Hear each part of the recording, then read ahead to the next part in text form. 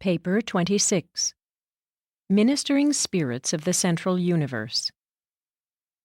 Supernaphim are the ministering spirits of paradise and the central universe.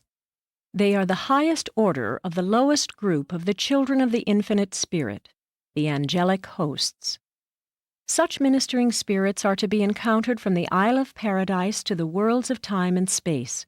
No major part of the organized and inhabited creation is without their services. 1. The Ministering Spirits. Angels are the ministering spirit associates of the evolutionary and ascending will creatures of all space.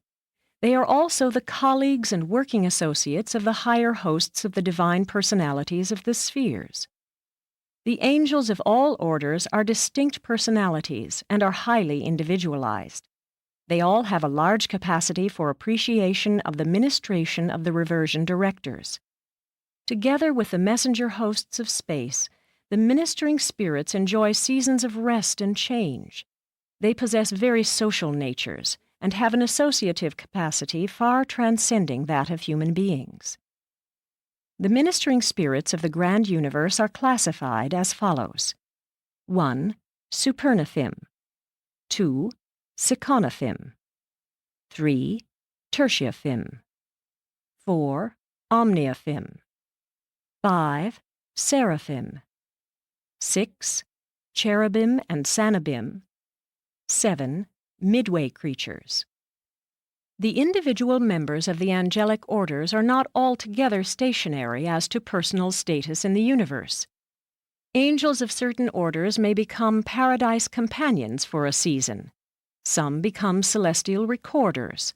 Others ascend to the ranks of the technical advisors. Certain of the cherubim may aspire to seraphic status and destiny, while evolutionary seraphim can achieve the spiritual levels of the ascending sons of God. The 7 orders of ministering spirits, as revealed, are grouped for presentation in accordance with their functions of greatest importance to ascending creatures. 1. The ministering spirits of the central universe. The 3 orders of Supernaphim serve in the Paradise Havona system. Primary or Paradise Supernaphim are created by the infinite spirit. The secondary and tertiary orders, serving in Havona, are respectively the offspring of the master spirits and of the spirits of the circuits. 2. The ministering spirits of the superuniverses, the Seconaphim, the Tertiaphim, and the Omniaphim. Seconaphim, the children of the reflective spirits, variously serve in the 7 superuniverses. Tertiaphim, of origin in the infinite spirit, are eventually dedicated to the liaison service of the Creator Sons and the Ancients of Days. Omniaphim are created concertedly by the infinite spirit and the 7 supreme executives, and they are the exclusive servants of the latter. The discussion of these 3 orders forms the subject of a succeeding narrative in this series. 3. The ministering spirits of the local universes embrace the seraphim and their assistants, the cherubim.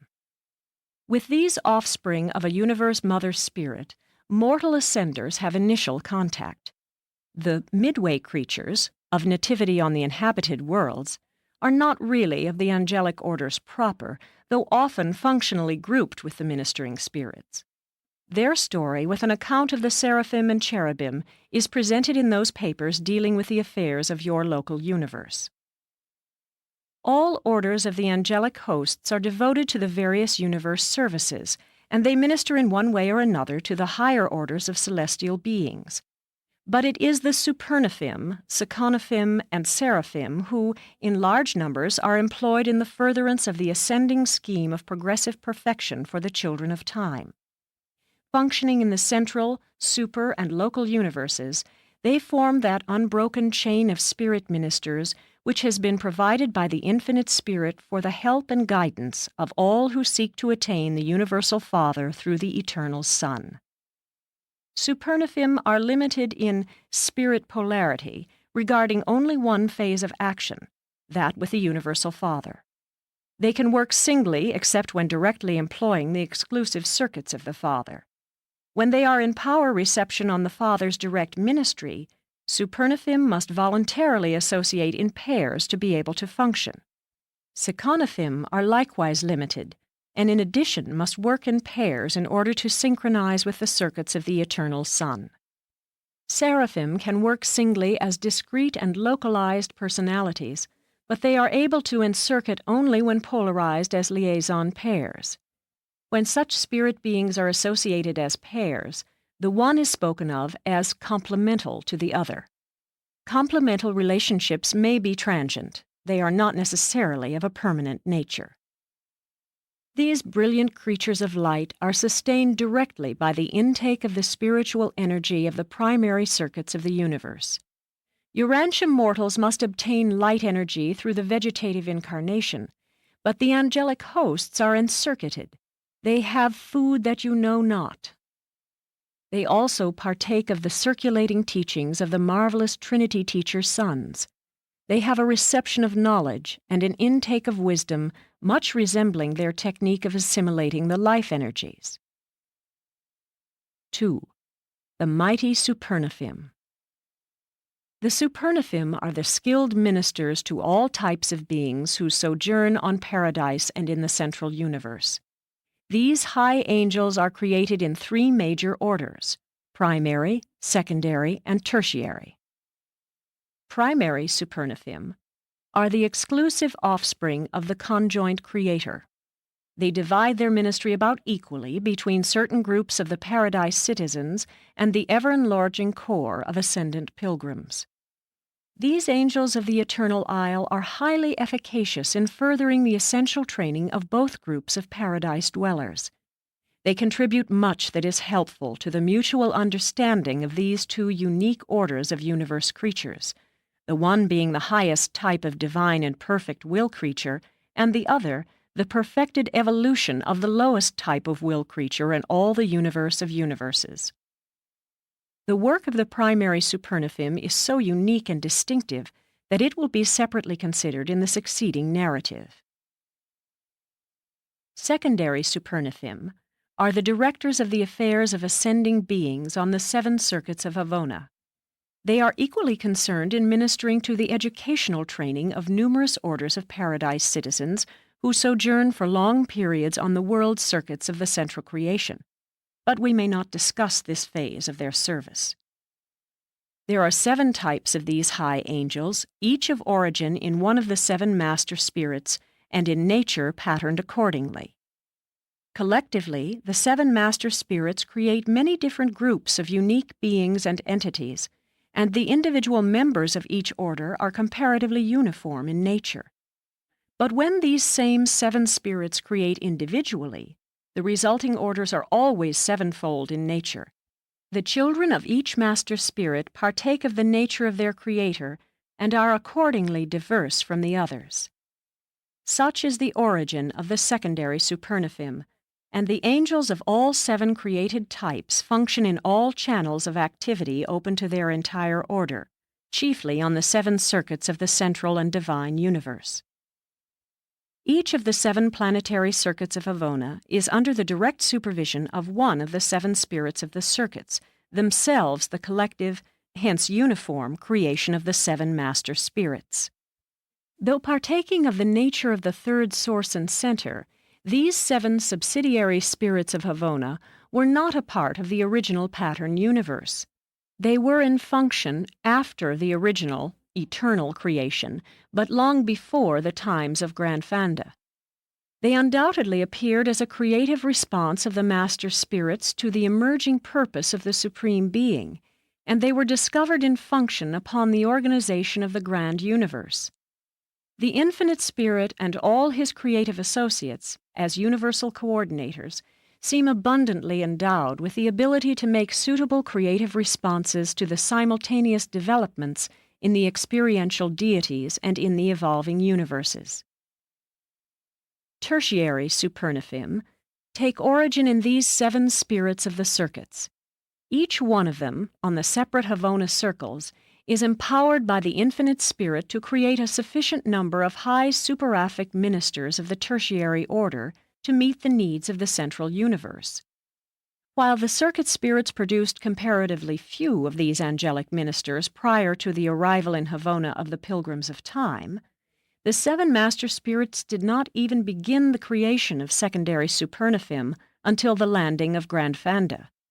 As the older of the two orders, the tertiary supernaphim will therefore receive first consideration. 3. The tertiary supernaphim. These servants of the seven master spirits are the angelic specialists of the various circuits of Havona, and their ministry extends to both the ascending pilgrims of time and the descending pilgrims of eternity. On the billion study worlds of the perfect central creation, your superaphic associates of all orders will be fully visible to you.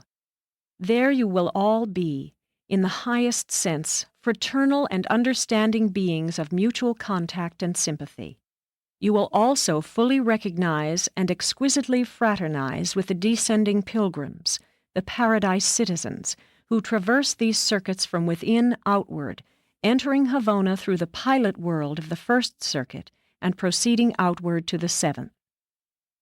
The ascending pilgrims from the seven superuniverses pass through Havona in the opposite direction, entering by way of the pilot world of the seventh circuit and proceeding inward. There is no time limit set on the progress of the ascending creatures from world to world and from circuit to circuit, just as no fixed span of time is arbitrarily assigned to residence on the Urantia worlds.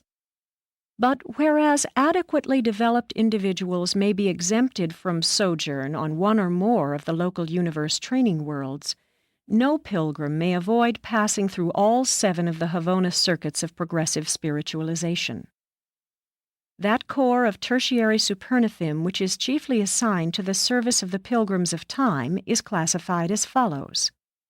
1. The harmony supervisors.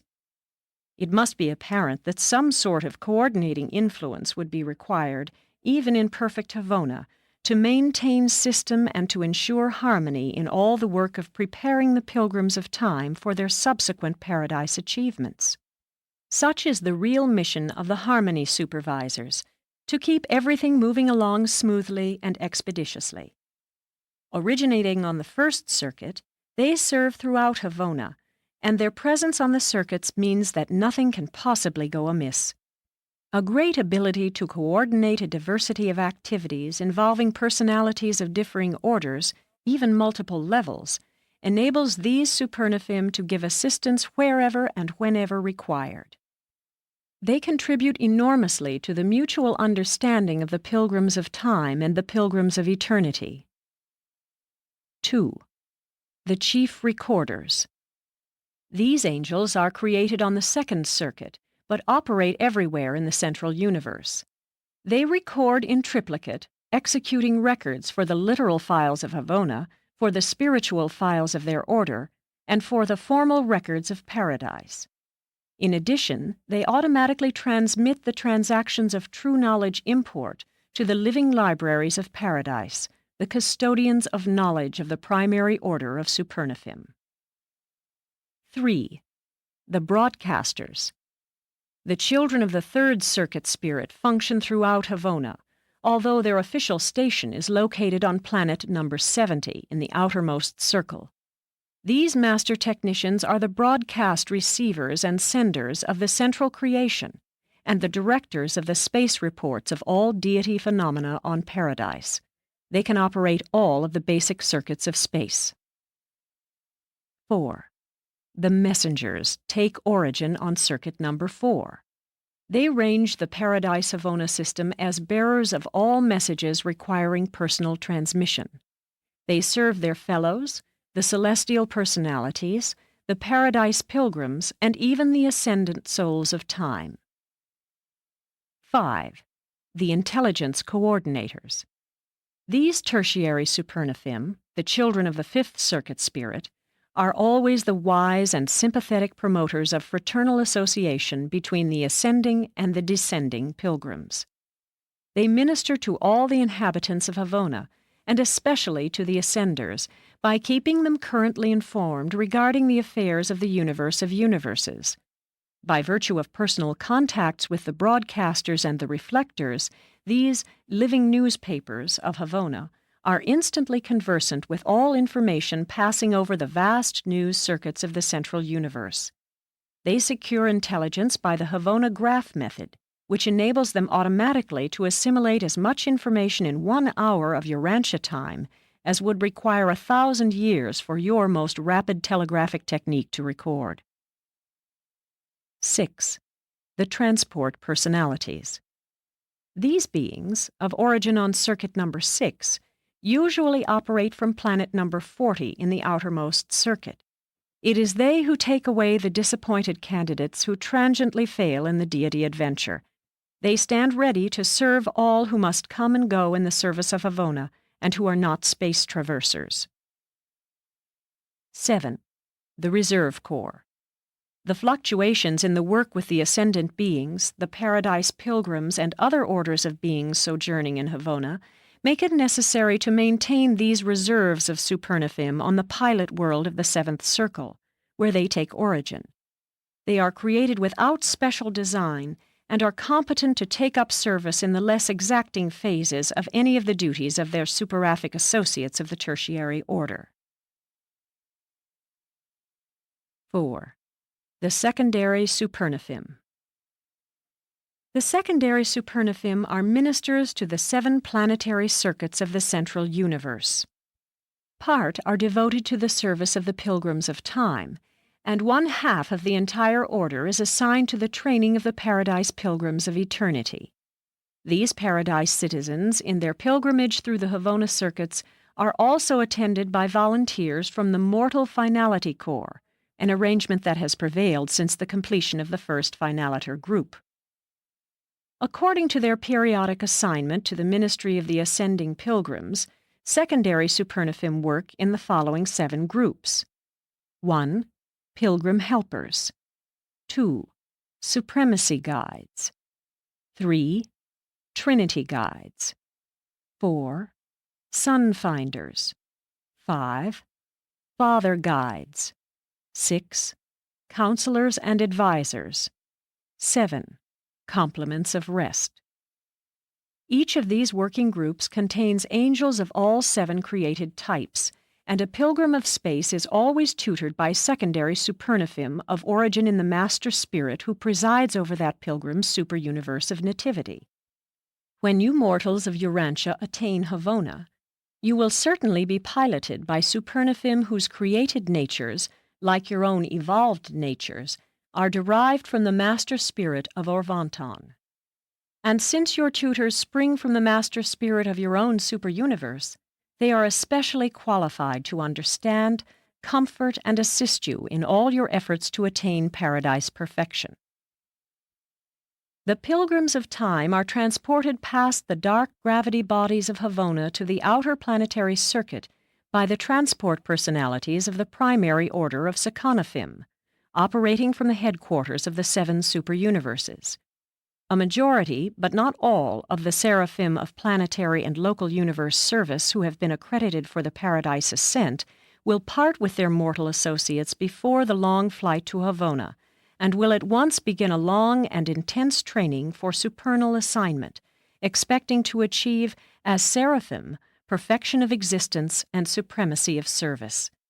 And this they do, hoping to rejoin the Pilgrims of Time, to be reckoned among those who forever follow the course of such mortals as have attained the Universal Father and have received assignment to the undisclosed service of the core of the finality. The pilgrim lands on the receiving planet of Havona, the pilot world of the 7th Circuit, with only one endowment of perfection of purpose. The Universal Father has decreed, "Be you perfect, even as I am perfect." That is the astounding invitation command broadcast to the finite children of the worlds of space. The promulgation of that injunction has set all creation astir in the cooperative effort of the celestial beings to assist in bringing about the fulfillment and realization of that tremendous command of the first great source and center. When, through and by the ministry of all the helper hosts of the universal scheme of survival, you are finally deposited on the receiving world of Havona, you arrive with only one sort of perfection: perfection of purpose. Your purpose has been thoroughly proved. Your faith has been tested. You are known to be disappointment-proof. Not even the failure to discern the Universal Father can shake the faith or seriously disturb the trust of an ascendant mortal who has passed through the experience that all must traverse in order to attain the perfect spheres of Havona. By the time you reach Havona, your sincerity has become sublime. Perfection of purpose and divinity of desire, with steadfastness of faith, have secured your entrance to the settled abodes of eternity. Your deliverance from the uncertainties of time is full and complete. And now must you come face to face with the problems of Havona and the immensities of paradise, to meet which you have so long been in training in the experiential epochs of time on the world schools of space.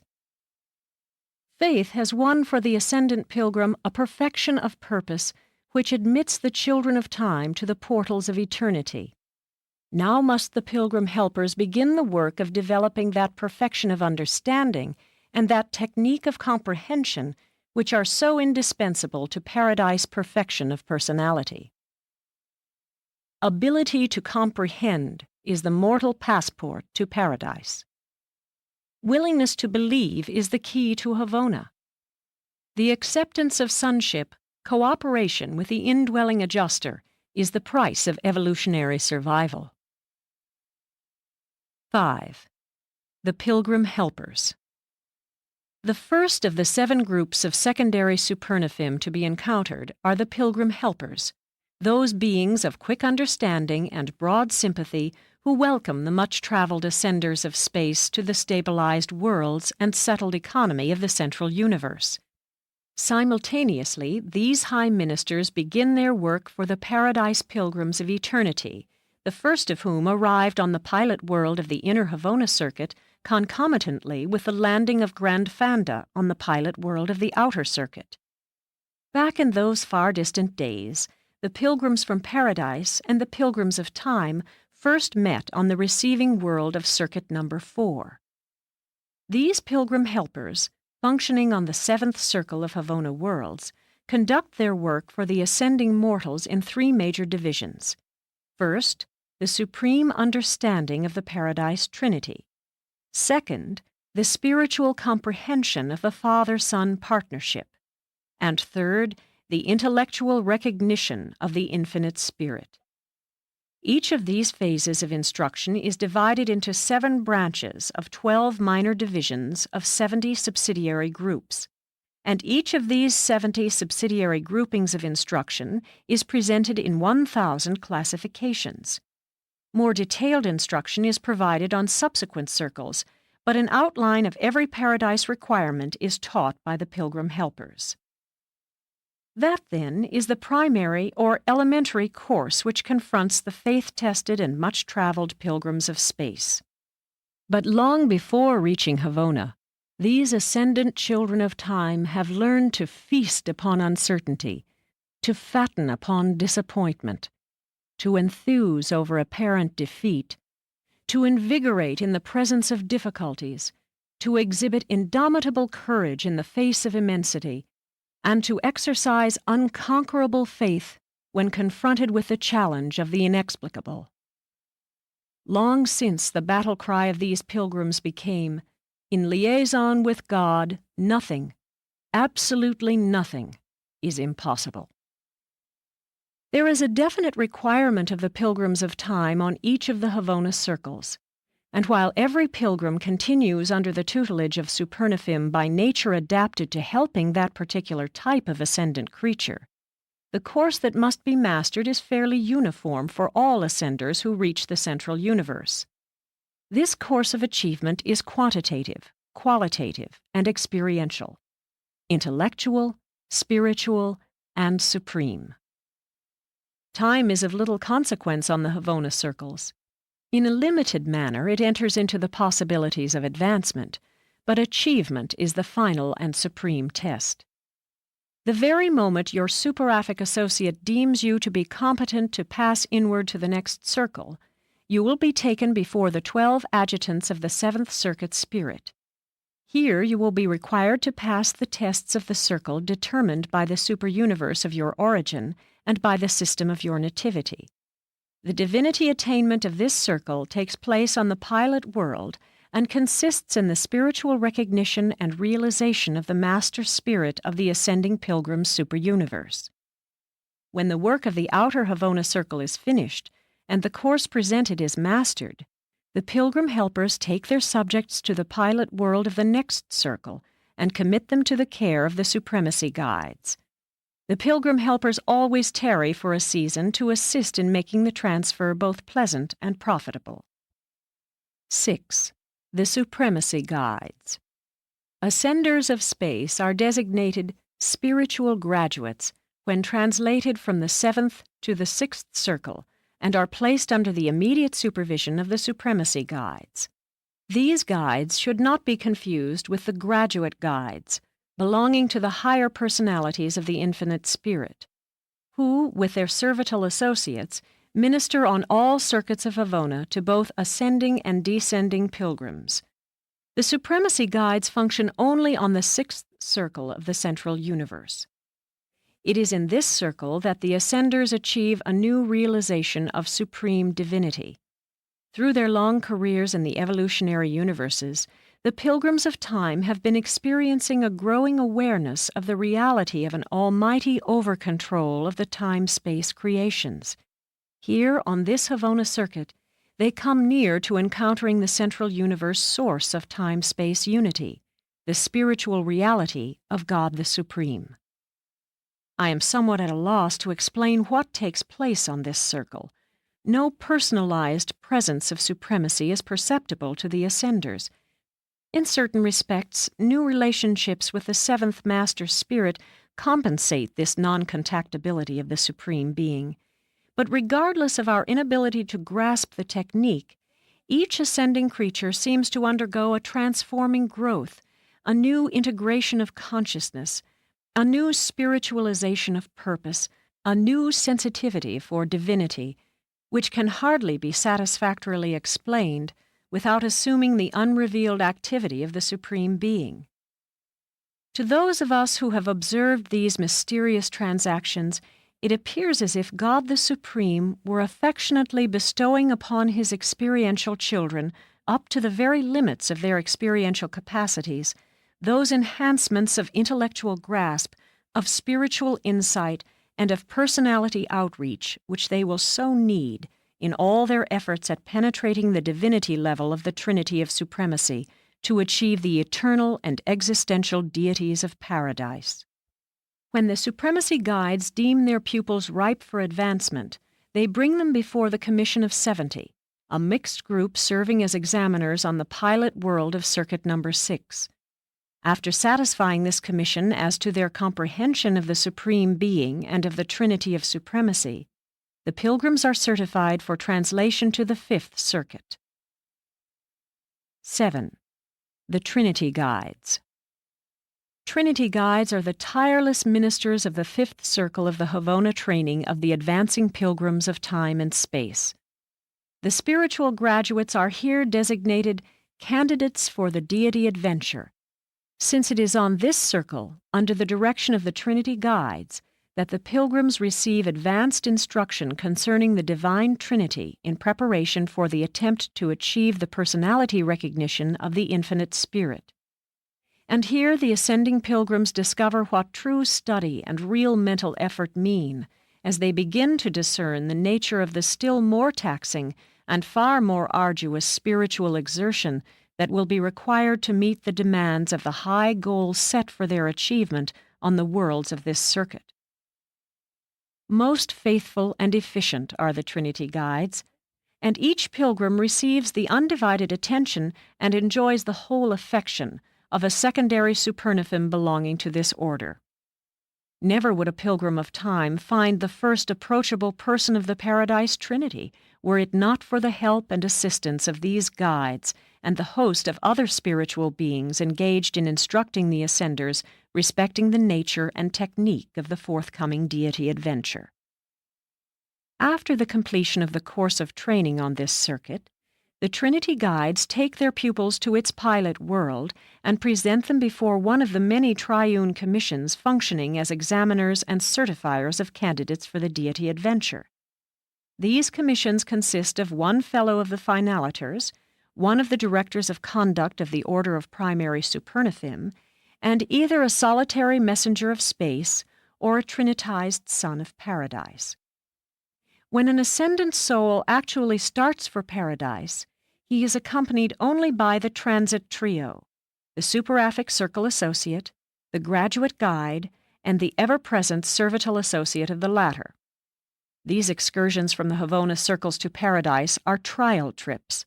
The ascenders are not yet of paradise status.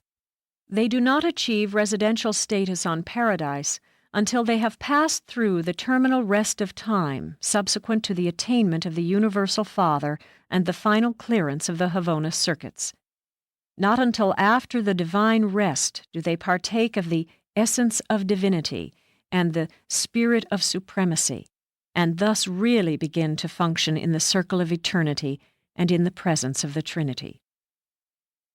The ascender's companions of the transit trio are not required to enable him to locate the geographic presence of the spiritual luminosity of the Trinity, rather to afford all possible assistance to a pilgrim in his difficult task of recognizing, discerning, and comprehending the infinite spirit sufficiently to constitute personality recognition. Any ascendant pilgrim on paradise can discern the geographic or locational presence of the Trinity. The great majority are able to contact the intellectual reality of the deities, especially the third person, but not all can recognize or even partially comprehend the reality of the spiritual presence of the Father and the Son. Still more difficult is even the minimum spiritual comprehension of the Universal Father.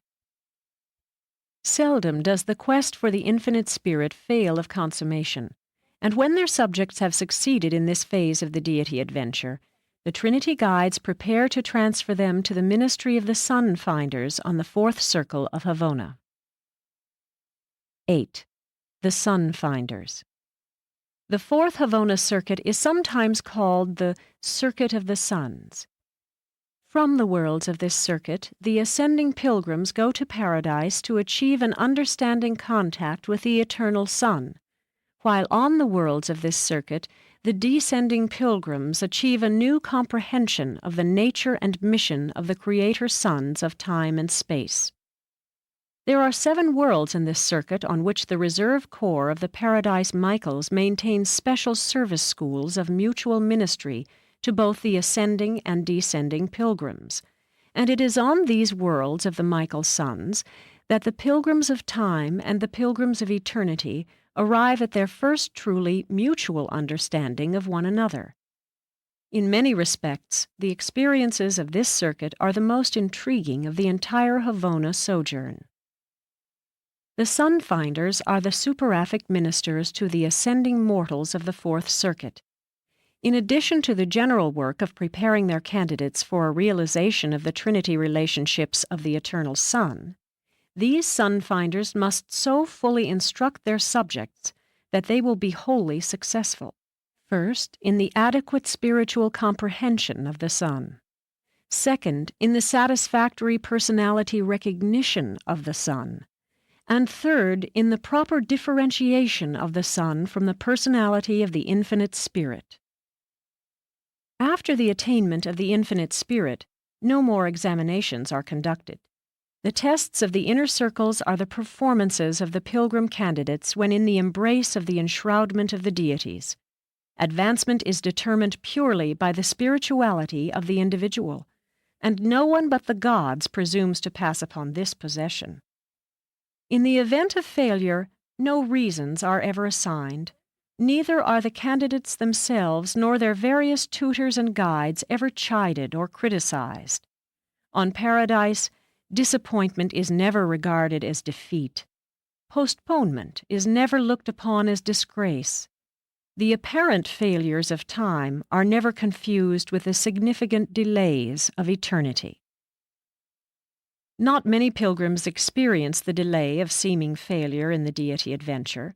Nearly all attain the infinite spirit, though occasionally a pilgrim from Superuniverse number 1 does not succeed on the first attempt. The pilgrims who attain the spirit seldom fail in finding the sun. Of those who do fail on the first adventure, almost all hail from Superuniverses 3 and 5. The great majority of those who fail on the first adventure to attain the Father after finding both the Spirit and the Son hail from Superuniverse number 6, though a few from numbers 2 and 3 are likewise unsuccessful. And all this seems clearly to indicate that there is some good and sufficient reason for these apparent failures, in reality, simply unescapable delays. The defeated candidates for the deity adventure are placed under the jurisdiction of the Chiefs of Assignment, a group of primary supernaphim, and are remanded to the work of the realms of space for a period of not less than 1 millennium. They never return to the superuniverse of their nativity, always to that supercreation most propitious for their retraining in preparation for the second deity adventure. Following this service, on their own motion, they return to the outer circle of Havona, are immediately escorted to the circle of their interrupted career, and at once resume their preparations for the deity adventure. Never do the secondary supernaphim fail to pilot their subject successfully on the second attempt, and the same superaphic ministers and other guides always attend these candidates during this second adventure. 9. The Father Guides. When the pilgrim soul attains the third circle of Havona, he comes under the tutelage of the Father Guides, the older, highly skilled, and most experienced of the superaphic ministers. On the worlds of this circuit, the Father Guides maintain schools of wisdom and colleges of technique, wherein all the beings inhabiting the central universe serve as teachers. Nothing is neglected which would be of service to a creature of time in this transcendent adventure of eternity attainment. The attainment of the Universal Father is the passport to eternity, notwithstanding the remaining circuits to be traversed. It is therefore a momentous occasion on the pilot world of Circle number 3 when the transit trio announce that the last venture of time is about to ensue, that another creature of space seeks entry to paradise through the portals of eternity. The test of time is almost over. The race for eternity has been all but run. The days of uncertainty are ending. The temptation to doubt is vanishing. The injunction to be perfect has been obeyed. From the very bottom of intelligent existence, the creature of time and material personality has ascended the evolutionary spheres of space, thus proving the feasibility of the ascension plan, while forever demonstrating the justice and righteousness of the command of the Universal Father to his lowly creatures of the worlds. Be you perfect, even as I am perfect. Step by step, life by life, world by world, the ascendant career has been mastered, and the goal of deity has been attained. Survival is complete in perfection, and perfection is replete in the supremacy of divinity. Time is lost in eternity. Space is swallowed up in worshipful identity and harmony with the Universal Father. The broadcasts of Havona flash forth the space reports of glory, the good news that in very truth the conscientious creatures of animal nature and material origin have, through evolutionary ascension, become in reality and eternally the perfected sons of God. 10. The Counselors and Advisors. The superaphic counselors and advisors of the second circle are the instructors of the children of time regarding the career of eternity. The attainment of paradise entails responsibilities of a new and higher order, and the sojourn on the second circle affords ample opportunity to receive the helpful counsel of these devoted supernaphim. Those who are unsuccessful in the first effort at deity attainment are advanced from the circle of failure directly to the second circle before they are returned to super-universe service. Thus, the counselors and advisors also serve as the counselors and comforters of these disappointed pilgrims.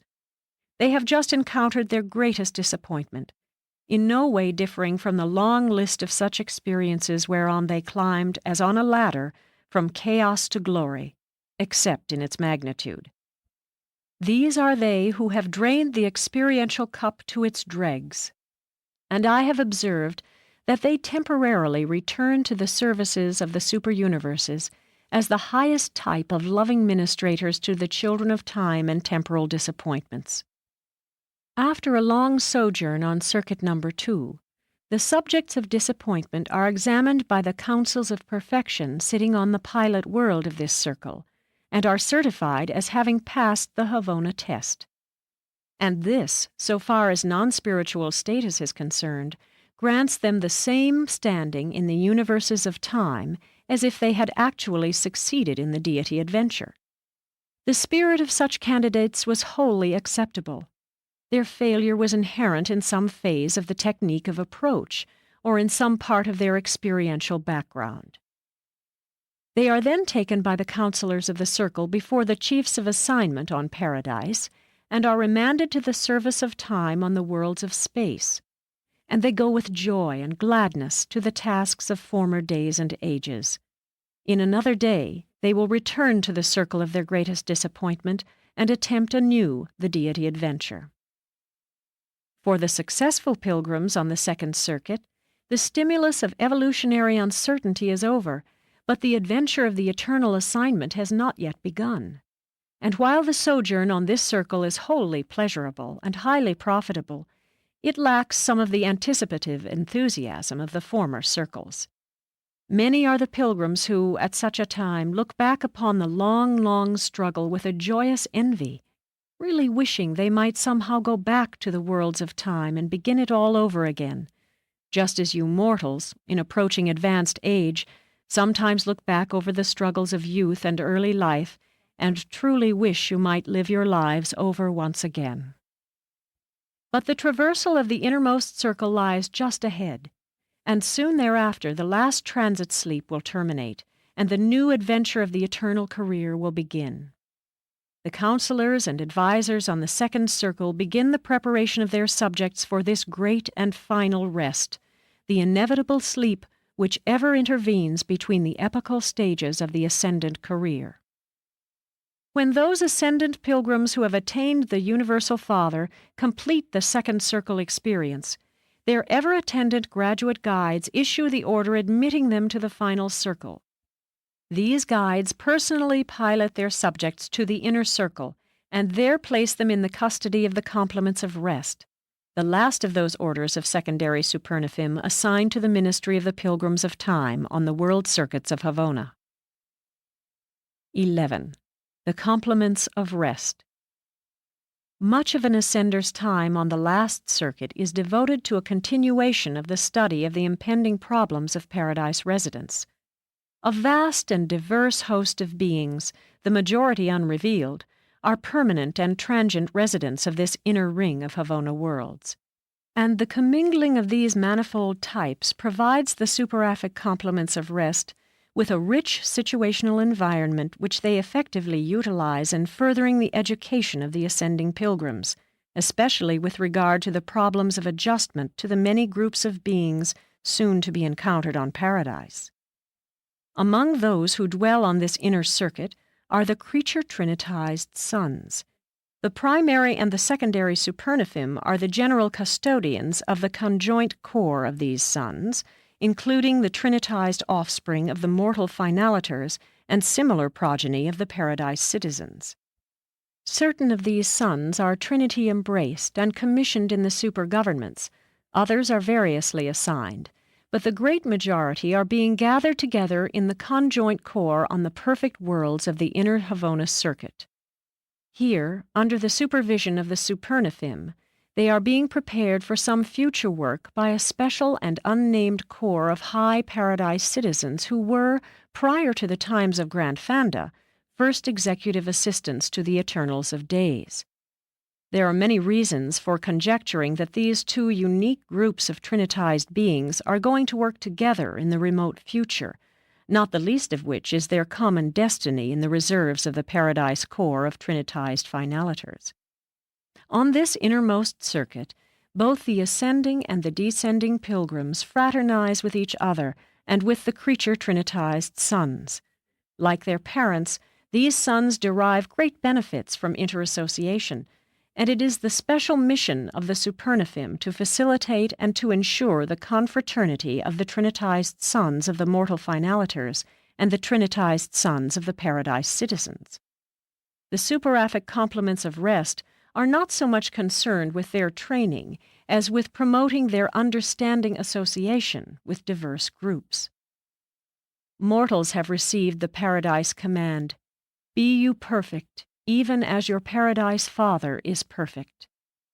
To these Trinitized sons of the conjoint core, the supervising Supernaphim never cease to proclaim, "Be you understanding of your ascendant brethren, even as the Paradise Creator sons know and love them."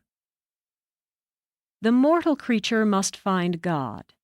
The Creator Son never stops until he finds man, the lowest will creature. Beyond doubt, the Creator sons and their mortal children are preparing for some future and unknown universe service. Both traverse the gamut of the experiential universe, and so are educated and trained for their eternal mission. Throughout the universes there is occurring this unique blending of the human and the divine, the commingling of creature and creator. Unthinking mortals have referred to the manifestation of divine mercy and tenderness, especially towards the weak and in behalf of the needy, as indicative of an anthropomorphic God. What a mistake!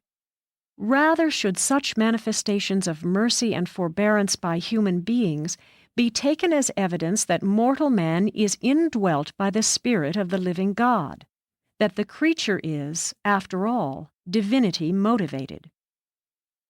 Near the end of the first circle sojourn, the ascending pilgrims first meet the instigators of rest of the primary order of Supernaphim.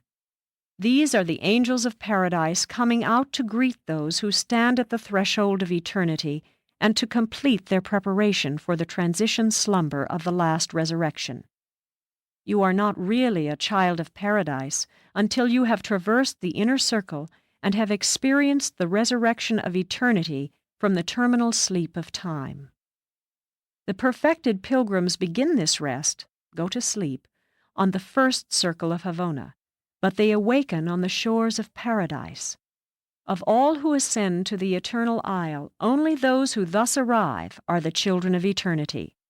The others go as visitors, as guests without residential status. And now, at the culmination of the Havona career, as you mortals go to sleep on the pilot world of the inner circuit, you go not alone to your rest as you did on the worlds of your origin when you closed your eyes in the natural sleep of mortal death, nor as you did when you entered the long transit trance preparatory for the journey to Havona.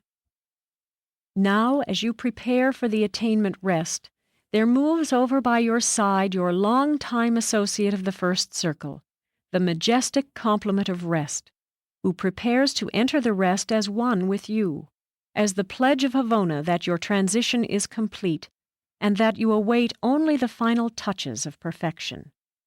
Your first transition was indeed death, the second an ideal sleep, and now the third metamorphosis is the true rest, the relaxation of the ages.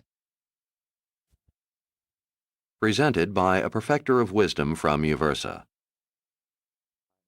Paper 27. Ministry of the Primary Supernaphim.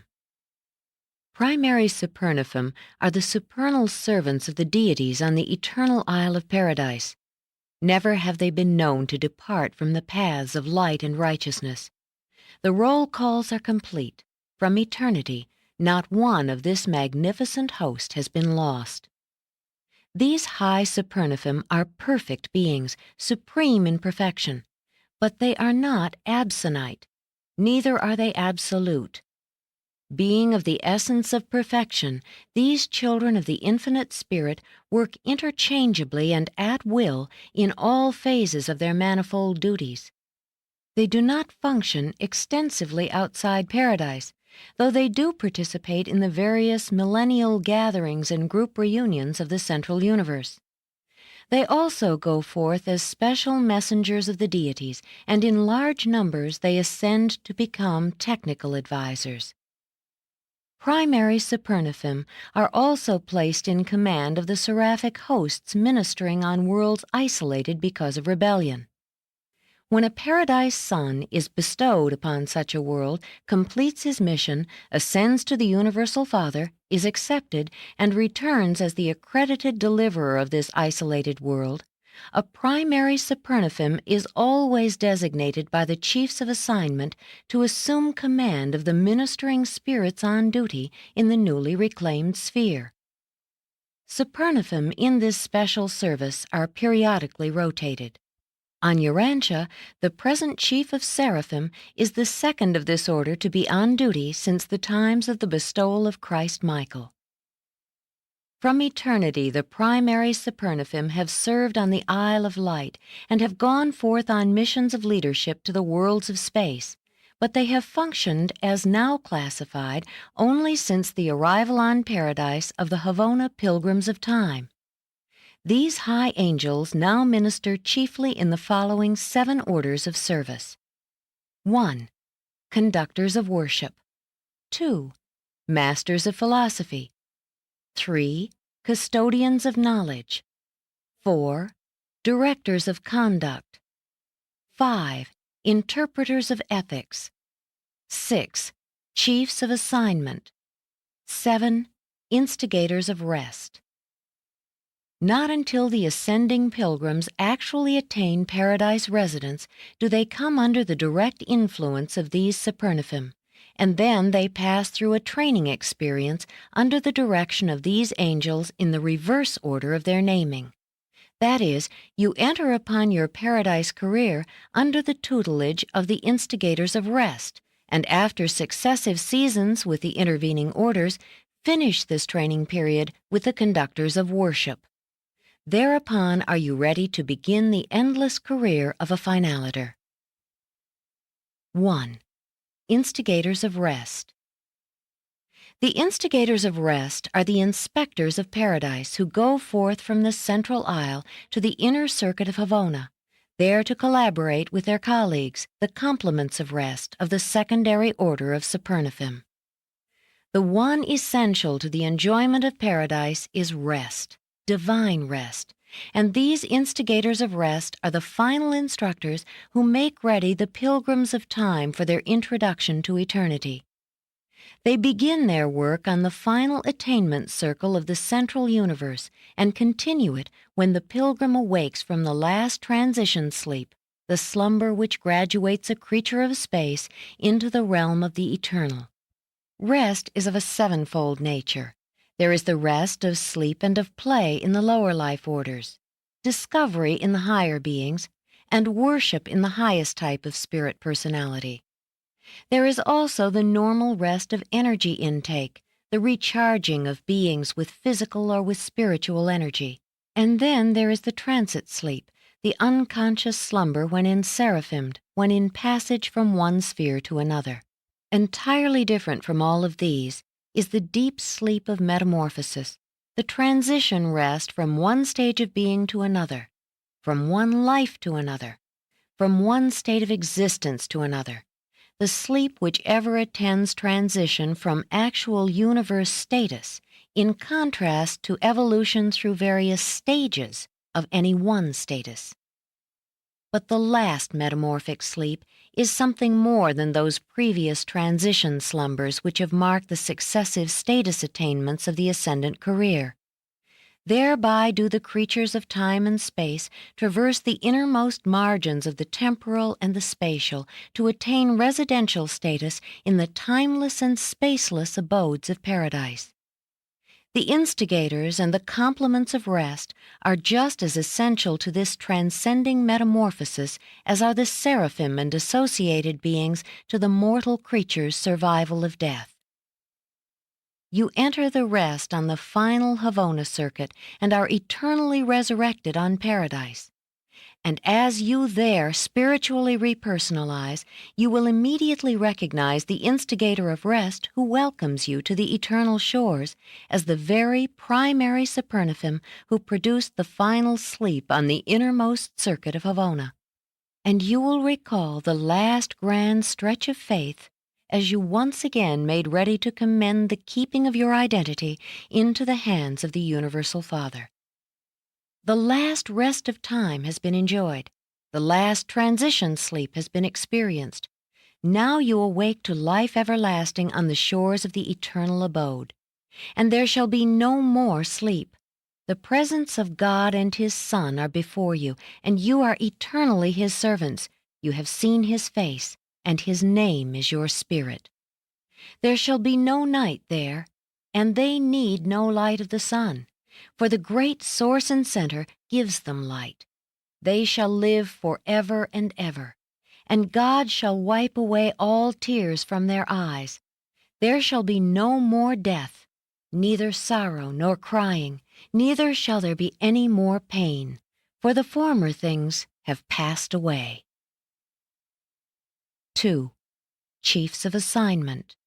This is the group designated from time to time by the Chief Supernifim, the original pattern angel, to preside over the organization of all three orders of these angels, primary, secondary, and tertiary.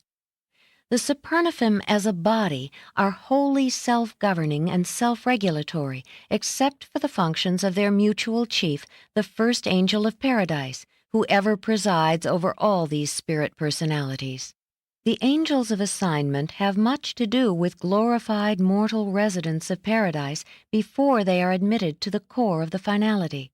Study and instruction are not the exclusive occupations of Paradise arrivals. Service also plays its essential part in the pre-finaliter educational experiences of Paradise.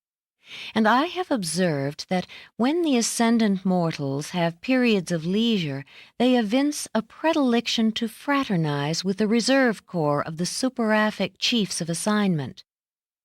When you mortal ascenders attain Paradise, your societal relationships involve a great deal more than contact with a host of exalted and divine beings, and with a familiar multitude of glorified fellow mortals. You must also fraternize with upwards of 3,000 different orders of Paradise citizens, with the various groups of the Transcendentalers, and with numerous other types of Paradise inhabitants, permanent and transient, who have not been revealed on Urantia. After sustained contact with these mighty intellects of Paradise, it is very restful to visit with the angelic types of mind. They remind the mortals of time of the seraphim with whom they have had such long contact and such refreshing association. 3. Interpreters of ethics. The higher you ascend in the scale of life, the more attention must be paid to universe ethics.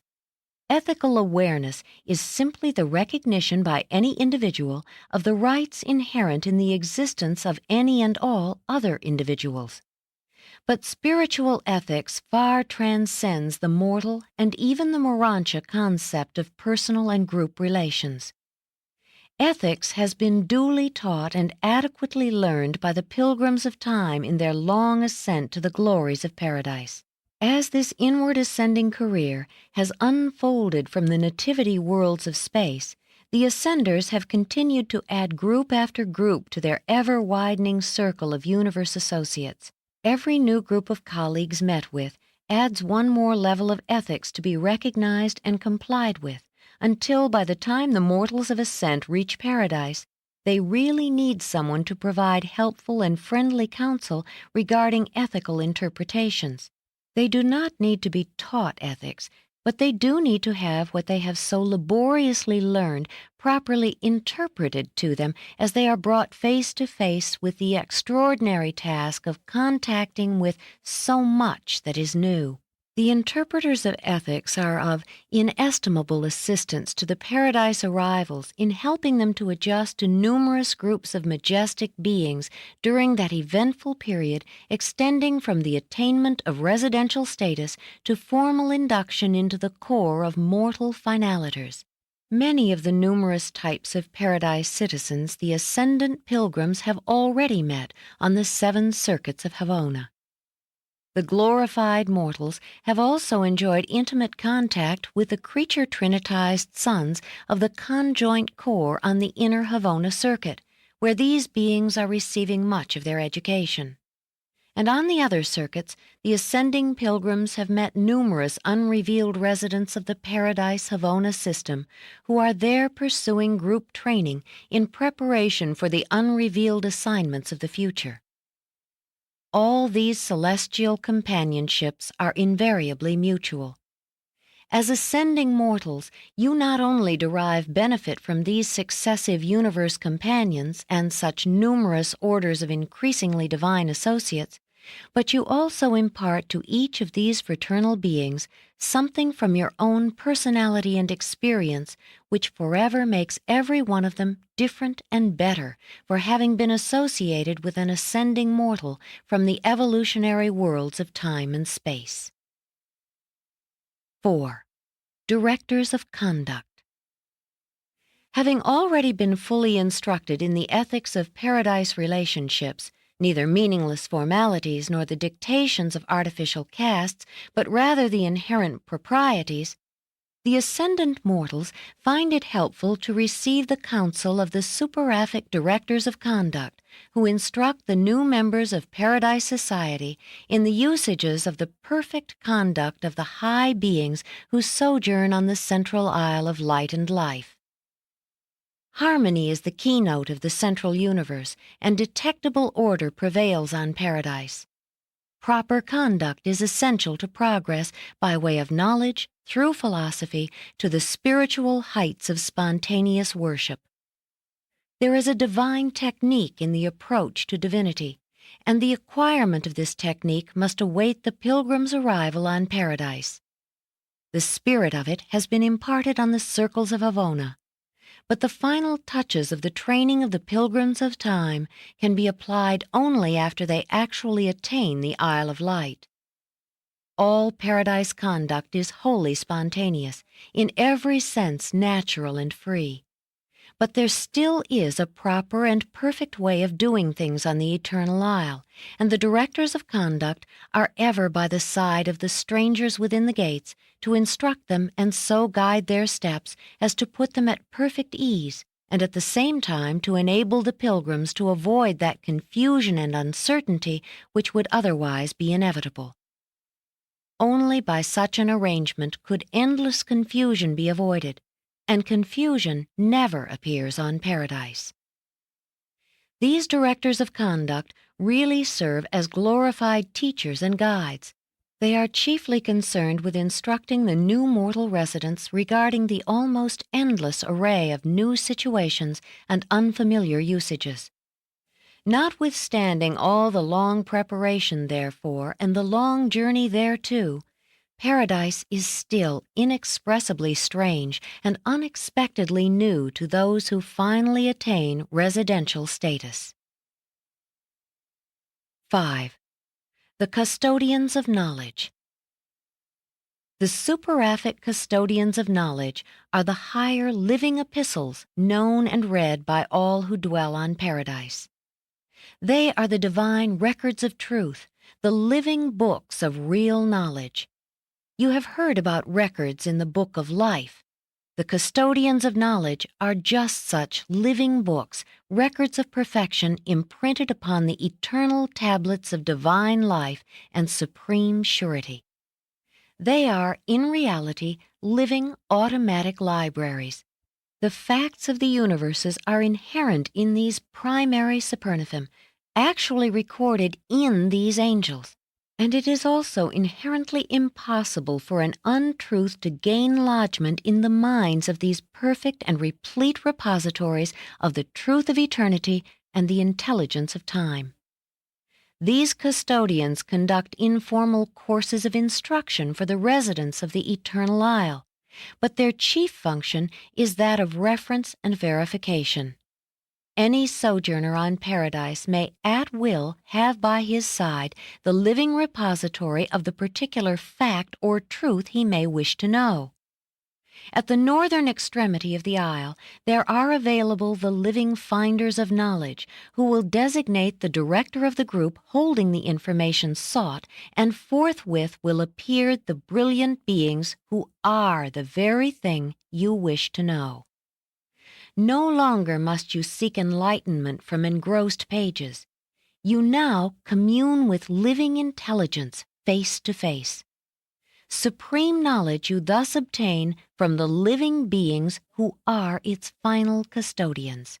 When you locate that Supernifium who is exactly what you desire to verify, you will find available all the known facts of all universes.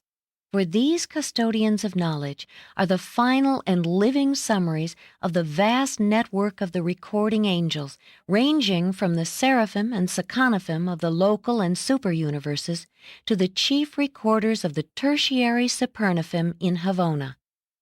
And this living accumulation of knowledge is distinct from the formal records of Paradise, the cumulative summary of universal history. The wisdom of truth takes origin in the divinity of the central universe, but knowledge, experiential knowledge, largely has its beginnings in the domains of time and space. Therefore, the necessity for the maintenance of the far-flung super-universe organizations of the recording seraphim and Supernifium sponsored by the celestial recorders. These primary Supernifium, who are inherently in possession of universe knowledge, are also responsible for its organization and classification. In constituting themselves the living reference library of the universe of universes, they have classified knowledge into 7 grand orders, each having about 1 million subdivisions. The facility with which the residents of Paradise can consult this vast store of knowledge is solely due to the voluntary and wise efforts of the custodians of knowledge. The custodians are also the exalted teachers of the central universe, freely giving out their living treasures to all beings on any of the Havona circuits, and they are extensively, though indirectly, utilized by the courts of the Ancients of Days. But this living library, which is available to the central and super-universes, is not accessible to the local creations. Only by indirection and reflectively are the benefits of Paradise knowledge secured in the local universes. 6. Masters of Philosophy. Next to the supreme satisfaction of worship is the exhilaration of philosophy. Never do you climb so high or advance so far that there do not remain 1,000 mysteries which demand the employment of philosophy in an attempted solution. The master philosophers of Paradise delight to lead the minds of its inhabitants, both native and ascendant, in the exhilarating pursuit of attempting to solve universe problems. These superaphic masters of philosophy are the wise men of heaven, the beings of wisdom who make use of the truth of knowledge and the facts of experience in their efforts to master the unknown. With them, knowledge attains to truth and experience ascends to wisdom. On Paradise, the ascendant personalities of space experience the heights of being. They have knowledge, they know the truth, they may philosophize, think the truth. They may even seek to encompass the concepts of the ultimate and attempt to grasp the techniques of the absolutes. At the southern extremity of the vast Paradise domain, the masters of philosophy conduct elaborate courses in the 70 functional divisions of wisdom. Here they discourse upon the plans and purposes of infinity and seek to coordinate the experiences and to compose the knowledge of all who have access to their wisdom. They have developed a highly specialized attitude toward various universe problems, but their final conclusions are always in uniform agreement. These paradise philosophers teach by every possible method of instruction, including the higher graph technique of Havona and certain paradise methods of communicating information. All of these higher techniques of importing knowledge and conveying ideas are utterly beyond the comprehension capacity of even the most highly developed human mind. 1 hour's instruction on paradise would be the equivalent of 10,000 years of the word memory methods of Urantia. You cannot grasp such communication techniques, and there is simply nothing in mortal experience with which they may be compared, nothing to which they can be likened. The masters of philosophy take supreme pleasure in imparting their interpretation of the universe of universes to those beings who have ascended from the worlds of space. And while philosophy can never be as settled in its conclusions as the facts of knowledge and the truths of experience, yet when you have listened to these primary Supernifim discourse upon the unsolved problems of eternity and the performances of the absolutes, you will feel a certain and lasting satisfaction concerning these unmastered questions. These intellectual pursuits of paradise are not broadcast. The philosophy of perfection is available only to those who are personally present. The encircling creations know of these teachings only from those who have passed through this experience and who have subsequently carried this wisdom out to the universes of space. 7. Conductors of worship. Worship is the highest privilege and the first duty of all created intelligences.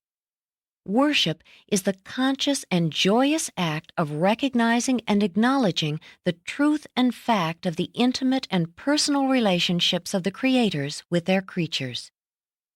The quality of worship is determined by the depth of creature perception.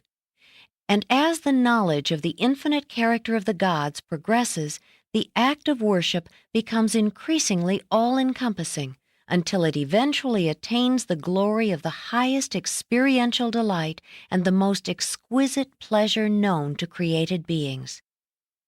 While the Isle of Paradise contains certain places of worship, it is more nearly one vast sanctuary of divine service.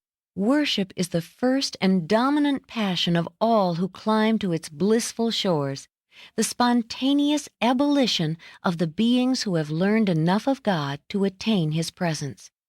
Circle by circle, during the inward journey through Havona, worship is a growing passion until, on Paradise, it becomes necessary to direct and otherwise control its expression. The periodic, spontaneous, group, and other special outbursts of supreme adoration and spiritual praise enjoyed on Paradise are conducted under the leadership of a special corps of primary Supernifim. Under the direction of these conductors of worship, such homage achieves the creature goal of supreme pleasure and attains the heights of the perfection of sublime self-expression and personal enjoyment. All primary Supernifim crave to be conductors of worship, and all ascendant beings would enjoy forever remaining in the attitude of worship did not the chiefs of assignment periodically disperse these assemblages. But no ascendant being is ever required to enter upon the assignments of eternal service until he has attained full satisfaction in worship. It is the task of the conductors of worship so to teach the ascendant creatures how to worship that they may be enabled to gain this satisfaction of self-expression and at the same time be able to give attention to the essential activities of the Paradise regime.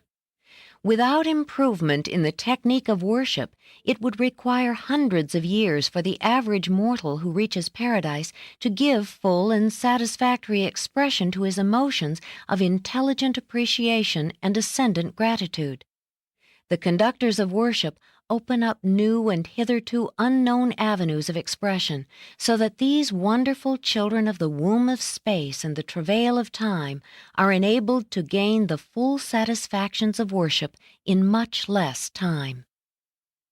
all the arts of all the beings of the entire universe, which are capable of intensifying and exalting the abilities of self-expression and the conveyance of appreciation, are employed to their highest capacity in the worship of the Paradise deities. Worship is the highest joy of Paradise existence. It is the refreshing play of Paradise. What play does for your jaded minds on earth, worship will do for your perfected souls on Paradise. The mode of worship on Paradise is utterly beyond mortal comprehension, but the spirit of it you can begin to appreciate even down here on Urantia, for the spirits of the gods even now indwell you, hover over you, and inspire you to true worship. There are appointed times and places for worship on Paradise, but these are not adequate to accommodate the ever-increasing overflow of the spiritual emotions of the growing intelligence and expanding divinity recognition of the brilliant beings of experiential ascension to the Eternal Isle. Never since the times of Grand Fanda have the Supernathim been able fully to accommodate the spirit of worship on Paradise. Always is there an excess of worshipfulness as gauged by the preparation therefor. And this is because personalities of inherent perfection never can fully appreciate the tremendous reactions of the spiritual emotions of beings who have slowly and laboriously made their way upward to Paradise glory from the depths of the spiritual darkness of the lower worlds of time and space. When such angels and mortals of time attain the presence of the powers of Paradise, there occurs the expression of the accumulated emotions of the ages, a spectacle astounding to the angels of Paradise and productive of the supreme joy of divine satisfaction in the Paradise deities. Sometimes all Paradise becomes engulfed in a dominating tide of spiritual and worshipful expression. Often the conductors of worship cannot control such phenomena until the appearance of the threefold fluctuation of the light of the deity abode, signifying that the divine heart of the gods has been fully and completely satisfied by the sincere worship of the residents of Paradise, the perfect citizens of glory, and the ascendant creatures of time. What a triumph of technique, what a fruition of the eternal plan and purpose of the gods that the intelligent love of the creature child should give full satisfaction to the infinite love of the Creator Father. After the attainment of the supreme satisfaction of the fullness of worship, you are qualified for admission to the core of the finality. The ascendant career is well nigh finished, and the 7th Jubilee prepares for celebration. The first Jubilee marked the mortal agreement with the thought adjuster when the purpose to survive was sealed. The second was the awakening in the Urantia life. The third was the fusion with the thought adjuster. The fourth was the awakening in Havona. The fifth celebrated the finding of the Universal Father.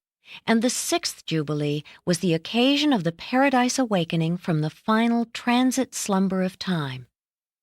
The 7th Jubilee marks entrance into the mortal finaliter core and the beginning of the eternity service. The attainment of the 7th stage of spirit realization by a finaliter will probably signalize the celebration of the first of the Jubilees of eternity. And thus ends the story of the Paradise Supernathim, the highest order of all the ministering spirits, those beings who, as a universal class, ever attend you from the world of your origin until you are finally bidden farewell by the conductors of worship as you take the Trinity Oath of Eternity and are mustered into the mortal core of the finality. The endless service of the Paradise Trinity is about to begin. And now the finaliter is face to face with the challenge of God the Ultimate. Presented by a perfecter of wisdom from Uversa. Paper 28. Ministering Spirits of the Super-Universes. As the Supernathim are the angelic hosts of the central universe, and the Seraphim of the local universes, so are the Seconathim, the ministering spirits of the superuniverses. In degree of divinity and in potential of supremacy, however, these children of the reflective spirits are much more like supernaphim than seraphim. They serve not alone in the supercreations, and both numerous and intriguing are the transactions sponsored by their unrevealed associates. As presented in these narratives, the ministering spirits of the superuniverses embrace the following three orders. 1. The seconaphim. 2. The tertiaphim. 3. The omniaphim. Since the latter two orders are not so directly concerned with the ascendant scheme of mortal progression, they will be briefly discussed prior to the more extended consideration of seconaphim. Technically, neither tertiaphim nor omniaphim are ministering spirits of the superuniverses, though both serve as spirit ministers in these domains. 1. The tertiaphim. These high angels are of record on the superuniverse headquarters, and despite service in the local creations, technically they are residents of these superuniverse capitals, inasmuch as they are not native to the local universes. Tertiaphim are children of the infinite spirit, and are personalized on Paradise in groups of 1,000. These supernal beings of divine originality and near supreme versatility are the gift of the infinite spirit to the creator sons of God. When a Michael son is detached from the parental regime of Paradise and is made ready to go forth on the universe adventure of space, the infinite spirit is delivered of a group of 1,000 of these companion spirits, and these majestic tertiaphim accompany this creator son when he embarks upon the adventure of universe organization. Throughout the early times of universe building, these 1,000 tertiaphim are the only personal staff of a creator son. They acquire a mighty experience as sun assistants during these stirring ages of universe assembling and other astronomical manipulations. They serve by the side of the creator sun until the day of the personalization of the bright and morning star, the firstborn of a local universe. Thereupon the formal resignations of the tertiaphim are tendered and accepted, and with the appearance of the initial orders of native angelic life, they retire from active service in the local universe and become the liaison ministers between the Creator Son of former attachment and the Ancients of Days of the superuniverse concerned. 2. The omniaphim. Omniaphim are created by the Infinite Spirit in liaison with the 7 supreme executives, and they are the exclusive servants and messengers of these same supreme executives. Omniaphim are of grand universe assignment, and in Orvanton, their corps maintains headquarters in the northerly parts of Uversa, where they reside as a special courtesy colony. They are not of registry on Uversa, nor are they attached to our administration. Neither are they directly concerned with the ascendant scheme of mortal progression. The omniaphim are wholly occupied with the oversight of the superuniverses in the interests of administrative coordination from the viewpoint of the 7 supreme executives. Our colony of omniaphim on Uversa receives instructions from and makes reports to only the supreme executive of Orvanton, situated on conjoint executive sphere number 7 in the outer ring of Paradise satellites. 3. The seconaphim. The secaraphic hosts are produced by the 7 reflective spirits assigned to the headquarters of each superuniverse. There is a definite Paradise-responsive technique associated with the creation of these angels in groups of 7. In each 7, there are always 1 primary, 3 secondary, and 3 tertiary seconaphim. They always personalize in this exact proportion. When 7 such seconaphim are created, 1, the primary, becomes attached to the service of the Ancients of Days. The 3 secondary angels are associated with 3 groups of Paradise origin administrators in the supergovernments, the divine counselors, the perfecters of wisdom, and the universal censors. The 3 tertiary angels are attached to the ascendant trinitized associates of the superuniverse rulers, the mighty messengers, those high in authority, and those without name and number. These seconaphim of the superuniverses are the offspring of the reflective spirits, and therefore reflectivity is inherent in their nature. They are reflectively responsive to all of each phase of every creature of origin in the third source and center and the Paradise Creator Sons. But they are not directly reflective of the beings and entities, personal or otherwise, of soul origin in the first source and center. We possess many evidences of the actuality of the universal intelligence circuits of the Infinite Spirit, but even if we had no other proof, the reflective performances of the Seconophim would be quite sufficient to demonstrate the reality of the universal presence of the infinite mind of the conjoint actor. 4. The primary Seconophim. The primary Seconophim, of assignment to the Ancients of Days, are living mirrors in the service of these triune rulers. Think what it means in the economy of a super-universe to be able to turn, as it were, to a living mirror, and therein to see, and therewith to hear the certain responses of another being 1,000 or 100,000 light years distant, and to do all this instantly and unerringly. Records are essential to the conduct of the universes, broadcasts are serviceable, the work of the solitary and other messengers is very helpful, but the Ancients of Days from their position midway between the inhabited worlds and paradise, between man and God, can instantly look both ways, hear both ways, and know both ways. This ability to hear and see, as it were, all things, can be perfectly realized in the super-universes only by the Ancients of Days, and only on their respective headquarters worlds. Even there, limits are encountered. From Uversa, such communication is limited to the worlds and universes of Orvonton, and while inoperative between the super-universes, this same reflective technique keeps each one of them in close touch with the central universe and with Paradise. The 7 super-governments, though individually segregated, are thus perfectly reflective of the authority above and are wholly sympathetic as well as perfectly conversant with the needs below. The primary Seconophim are found to incline by inherent nature towards 7 types of service, and it is befitting that the first serials of this order should be so endowed as inherently to interpret the mind of the Spirit to the Ancients of Days. 1. The voice of the conjoint actor. In each super-universe, the first primary Seconophim and every 7th one of that order subsequently created exhibit a high order of adaptability for understanding and interpreting the mind of the Infinite Spirit to the Ancients of Days and their associates in the super-governments.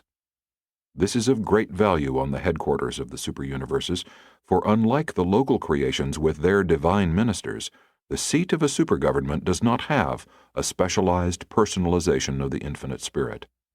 Hence, these seraphic voices come the nearest to being the personal representatives of the third source and center on such a capital sphere.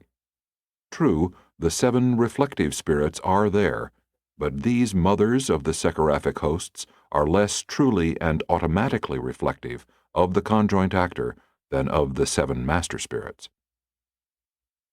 2. The voice of the 7 master spirits. The second primary Seconophim and every 7th one thereafter created incline towards portraying the collective natures and reactions of the 7 master spirits. Though each master spirit is already represented on a super-universe capital by some one of the 7 reflective spirits of assignment, such representation is individual, not collective. Collectively, they are only reflectively present. Therefore do the master spirits welcome the services of these highly personal angels, the second serials of the primary Seconophim, who are so competent to represent them before the Ancients of Days. 3. The voice of the Creator Sons. The Infinite Spirit must have had something to do with the creation or training of the Paradise Sons of the Order of Michael. For the third primary Seconophim and every 7th serial thereafter possess the remarkable gift of being reflective of the minds of these Creator Sons. If the Ancients of Days would like to know, really know, the attitude of Michael of Nebadon regarding some matter under consideration, they do not have to call him on the lines of space. They need only call for the chief of Nebadon voices, who, upon request, will present the Michael Seconophim of record, and right then and there the Ancients of Days will perceive the voice of the Master Son of Nebadon. No other order of sonship is thus reflectable, and no other order of angel can thus function. We do not fully understand just how this is accomplished, and I doubt very much that the Creator Sons themselves fully understand it, but of a certainty we know it works, and that it unfailingly works acceptably we also know, for in all the history of Uversa, the Sekhoraphic voices have never erred in their presentations. You are here beginning to see something of the manner in which divinity encompasses the space of time and masters the time of space. You are here obtaining one of your first fleeting glimpses of the technique of the eternity cycle, divergent for the moment to assist the children of time in their tasks of mastering the difficult handicaps of space. And these phenomena are additional to the established universe technique of the reflective spirits. Though apparently deprived of the personal presence of the master spirits above and of the Creator Sons below, the Ancients of Days have at their command living beings attuned to cosmic mechanisms of reflective perfection and ultimate precision, whereby they may enjoy the reflective presence of all those exalted beings whose personal presence is denied them. By and through these means, and others unknown to you, God is potentially present on the headquarters of the superuniverses. The Ancients of Days perfectly deduce the Father's will by equating the spirit voice flash from above and the Michael voice flashes from below. Thus they may be unerringly certain in calculating the Father's will concerning the administrative affairs of the local universes. But to deduce the will of one of the gods from a knowledge of the other two, the three Ancients of Days must act together. Two would not be able to achieve the answer, and for this reason, even were there no others, the superuniverses are always presided over by three Ancients of Days, and not by one or even two. 4. The voice of the angelic hosts. The fourth primary Seconophim and every seventh serial prove to be angels peculiarly responsive to the sentiments of all orders of angels, including the Supernophim above and the Seraphim below. Thus, the attitude of any commanding or supervising angel is immediately available for consideration at any council of the Ancients of Days. Never a day passes on your world that the chief of Seraphim on Urantia is not made conscious of the phenomenon of reflective transference, of being drawn upon from Uversa for some purpose. But unless forewarned by a solitary messenger, she remains wholly ignorant of what is sought and of how it is secured. These ministering spirits of time are constantly furnishing this sort of unconscious and certainly therefore unprejudiced testimony concerning the endless array of matters engaging the attention and counsel of the Ancients of Days and their associates. 5. Broadcast receivers. There is a special class of broadcast messages which are received only by these primary Seconophim. While they are not the regular broadcasters of Uversa, they work in liaison with the angels of the reflective voices, for the purpose of synchronizing the reflective vision of the Ancients of Days with certain actual messages coming in over the established circuits of universe communication. Broadcast receivers are the fifth serials, the fifth primary Seconophim to be created, and every seventh one thereafter. 6. Transport personalities. These are the Seconophim who carry the pilgrims of time from the headquarters worlds of the superuniverses to the outer circle of Havona. They are the transport corps of the superuniverses, operating inward to paradise and outward to the worlds of their respective sectors. This corps is composed of the sixth primary Seconophim and every seventh one subsequently created. 7. The Reserve Corps. A very large group of Seconophim, the seventh primary serials, are held in reserve for the unclassified duties and the emergency assignments of the realms.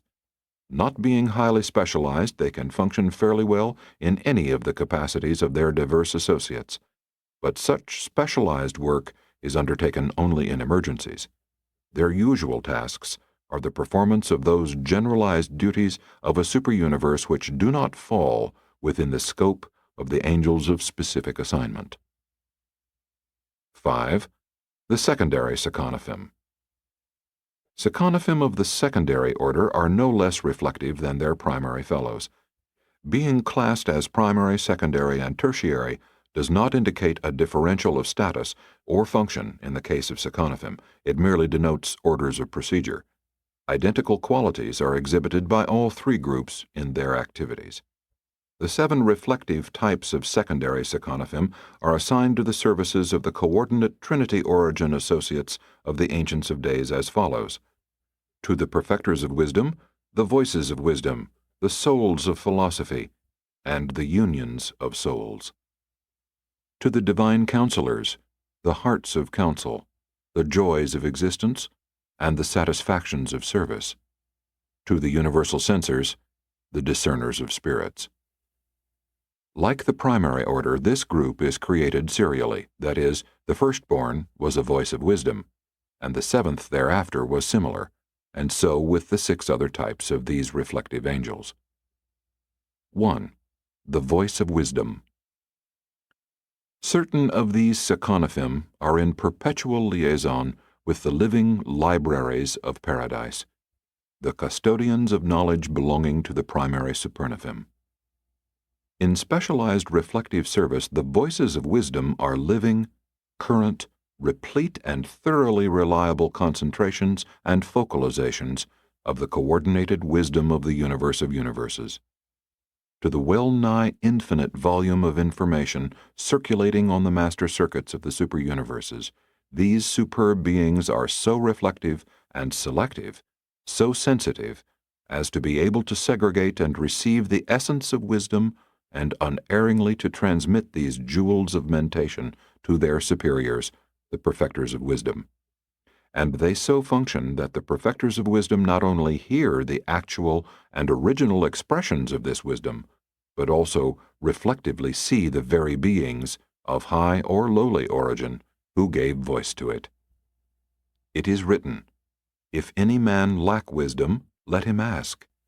On Uversa, when it becomes necessary to arrive at the decisions of wisdom in the perplexing situations of the complex affairs of the superuniverse government, when both the wisdom of perfection and of practicability must be forthcoming, then do the perfecters of wisdom summon a battery of the voices of wisdom, and by the consummate skill of their order, so attune and directionize these living receivers of the enminded and circulating wisdom of the universe of universes that presently, from these seraphic voices, there ensues a stream of the wisdom of divinity from the universe above, and a flood of the wisdom of practicality from the higher minds of the universes below. If confusion arises regarding the harmonization of these 2 versions of wisdom, immediate appeal is made to the divine counselors, who forthwith rule as to the proper combination of procedures. If there is any doubt as to the authenticity of something coming in from realms where rebellion has been rife, appeal is made to the censors, who, with their discerners of spirits, are able to rule immediately as to what manner of spirit actuated the adviser. So are the wisdom of the ages and the intellect of the moment ever present with the Ancients of Days, like an open book before their beneficent gaze. You can just faintly comprehend what all this means to those who are responsible for the conduct of the superuniverse governments. The immensity and the comprehensiveness of these transactions are quite beyond finite conception. When you stand, as I repeatedly have, in the special receiving chambers of the Temple of Wisdom on Uversa, and see all this in actual operation, you will be moved to adoration by the perfection of the complexity and by the surety of the working of the interplanetary communications of the universes. You will pay homage to the divine wisdom and goodness of the gods, who plan and execute with such superb technique. And these things actually happen, just as I have portrayed them. 2. The soul of philosophy. These wonderful teachers are also attached to the perfecters of wisdom and, when not otherwise directionized, remain in focal synchrony with the masters of philosophy on paradise. Think of stepping up to a huge, living mirror, as it were, but instead of beholding the likeness of your finite and material self, of perceiving a reflection of the wisdom of divinity and the philosophy of paradise. And if it becomes desirable to incarnate this philosophy of perfection, so to dilute it as to make it practical of application to and assimilation by the lowly peoples of the lower worlds, these living mirrors have only to turn their faces downward to reflect the standards and needs of another world or universe. By these very techniques do the perfecters of wisdom adapt decisions and recommendations to the real needs and actual status of the peoples and worlds under consideration, and always do they act in concert with the divine counselors and the universal censors. But the sublime repleteness of these transactions is beyond even my ability to comprehend. 3. The union of souls. Completing the triune staff of attachment to the perfecters of wisdom are these reflectors of the ideals and status of ethical relationships. Of all the problems in the universe requiring an exercise of the consummate wisdom of experience and adaptability, none are more important than those arising out of the relationships and associations of intelligent beings. Whether in human associations of commerce and trade, friendship and marriage, or in the liaisons of the angelic hosts, there continue to arise petty frictions, minor misunderstandings too trivial even to engage the attention of conciliators, but sufficiently irritating and disturbing to mar the smooth working of the universe if they were allowed to multiply and continue. Therefore, do the perfecters of wisdom make available the wise experience of their order as the oil of reconciliation for an entire superuniverse. In all this work, these wise men of the superuniverses are ably seconded by their reflective associates, the unions of souls, who make available current information regarding the status of the universe and concurrently portray the paradise ideal of the best adjustment of these perplexing problems. When not specifically directionized elsewhere, these Seconophim remain in reflective liaison with the interpreters of ethics on paradise. These are the angels who foster and promote the teamwork of all Orvonton. One of the most important lessons to be learned during your mortal career is teamwork. The spheres of perfection are manned by those who have mastered this art of working with other beings. Few are the duties in the universe for the lone servant. The higher you ascend, the more lonely you become when temporarily without the association of your fellows. 4. The heart of counsel. This is the first group of these reflective geniuses to be placed under the supervision of the divine counselors. Seconophim of this type are in possession of the facts of space, being selective for such data in the circuits of time. Especially are they reflective of the superaphic intelligence coordinators, but they are also selectively reflective of the counsel of all beings, whether of high or low estate. Whenever the divine counselors are called upon for important advice or decisions, they immediately requisition an ensemble of the hearts of counsel, and presently there is handed down a ruling which actually incorporates the coordinated wisdom and advice of the most competent minds of the entire superuniverse, all of which has been censored and revised in the light of the counsel of the high minds of Havona and even of paradise. 5. The joy of existence. By nature, these beings are reflectively attuned to the superaphic harmony supervisors above and to certain of the seraphim below, but it is difficult to explain just what the members of this interesting group really do. Their principal activities are directed toward promoting reactions of joy among the various orders of the angelic hosts and the lower will creatures. The divine counselors to whom they are attached seldom use them for specific joy-finding. In a more general manner, and in collaboration with the reversion directors, they function as joy clearinghouses, seeking to upstep the pleasure reactions of the realms while trying to improve the humor taste, to develop a superhumor among mortals and angels. They endeavor to demonstrate that there is inherent joy in free will existence, independent of all extraneous influences. And they are right, although they meet with great difficulty in inculcating this truth in the minds of primitive men. The higher spirit personalities and the angels are more quickly responsive to these educational efforts. 6. The satisfaction of service. These angels are highly reflective of the attitude of the directors of conduct on Paradise, and functioning much as do the joys of existence, they strive to enhance the value of service and to augment the satisfactions to be derived therefrom.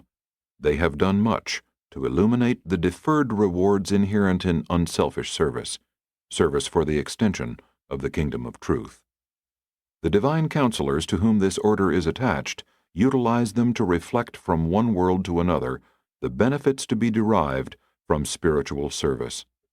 And by using the performances of the best to inspire and encourage the mediocre, these Seconophim contribute immensely to the quality of devoted service in the superuniverses.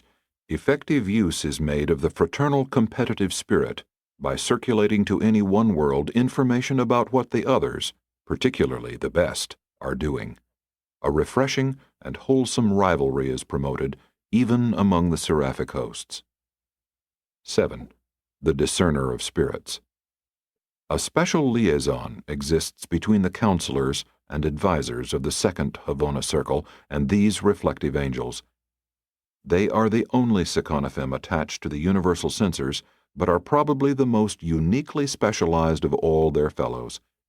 Regardless of the source or channel of information, no matter how meager the evidence at hand, when it is subjected to their reflective scrutiny, these discerners will forthwith inform us as to the true motive, the actual purpose, and the real nature of its origin. I marvel at the superb functioning of these angels, who so unerringly reflect the actual moral and spiritual character of any individual concerned in a focal exposure. The discerners of spirits carry on these intricate services by virtue of inherent spiritual insight, if I may use such words in an endeavor to convey to the human mind the thought that these reflective angels thus function intuitively, inherently, and unerringly. When the universal censors behold these presentations, they are face to face with the naked soul of the reflected individual, and this very certainty and perfection of portraiture in part explains why the censors can always function so justly as righteous judges. The discerners always accompany the censors on any mission away from Uversa, and they are just as effective out in the universes as at their Uversa headquarters. I assure you that all these transactions of the spirit world are real, that they take place in accordance with established usages and in harmony with the immutable laws of the universal domains. The beings of every newly created order, immediately upon receiving the breath of life, are instantly reflected on high. A living portrayal of the creature nature and potential is flashed to the superuniverse headquarters. Thus, by means of the discerners are the censors made fully cognizant of exactly what manner of spirit has been born on the worlds of space. So it is with mortal man. The mother spirit of Salvington knows you fully, for the Holy Spirit on your world searches all things, and whatsoever the divine spirit knows of you is immediately available whenever the seraphic discerners reflect with the spirit concerning the spirit's knowledge of you. It should, however, be mentioned that the knowledge and plans of the father fragments are not reflectable.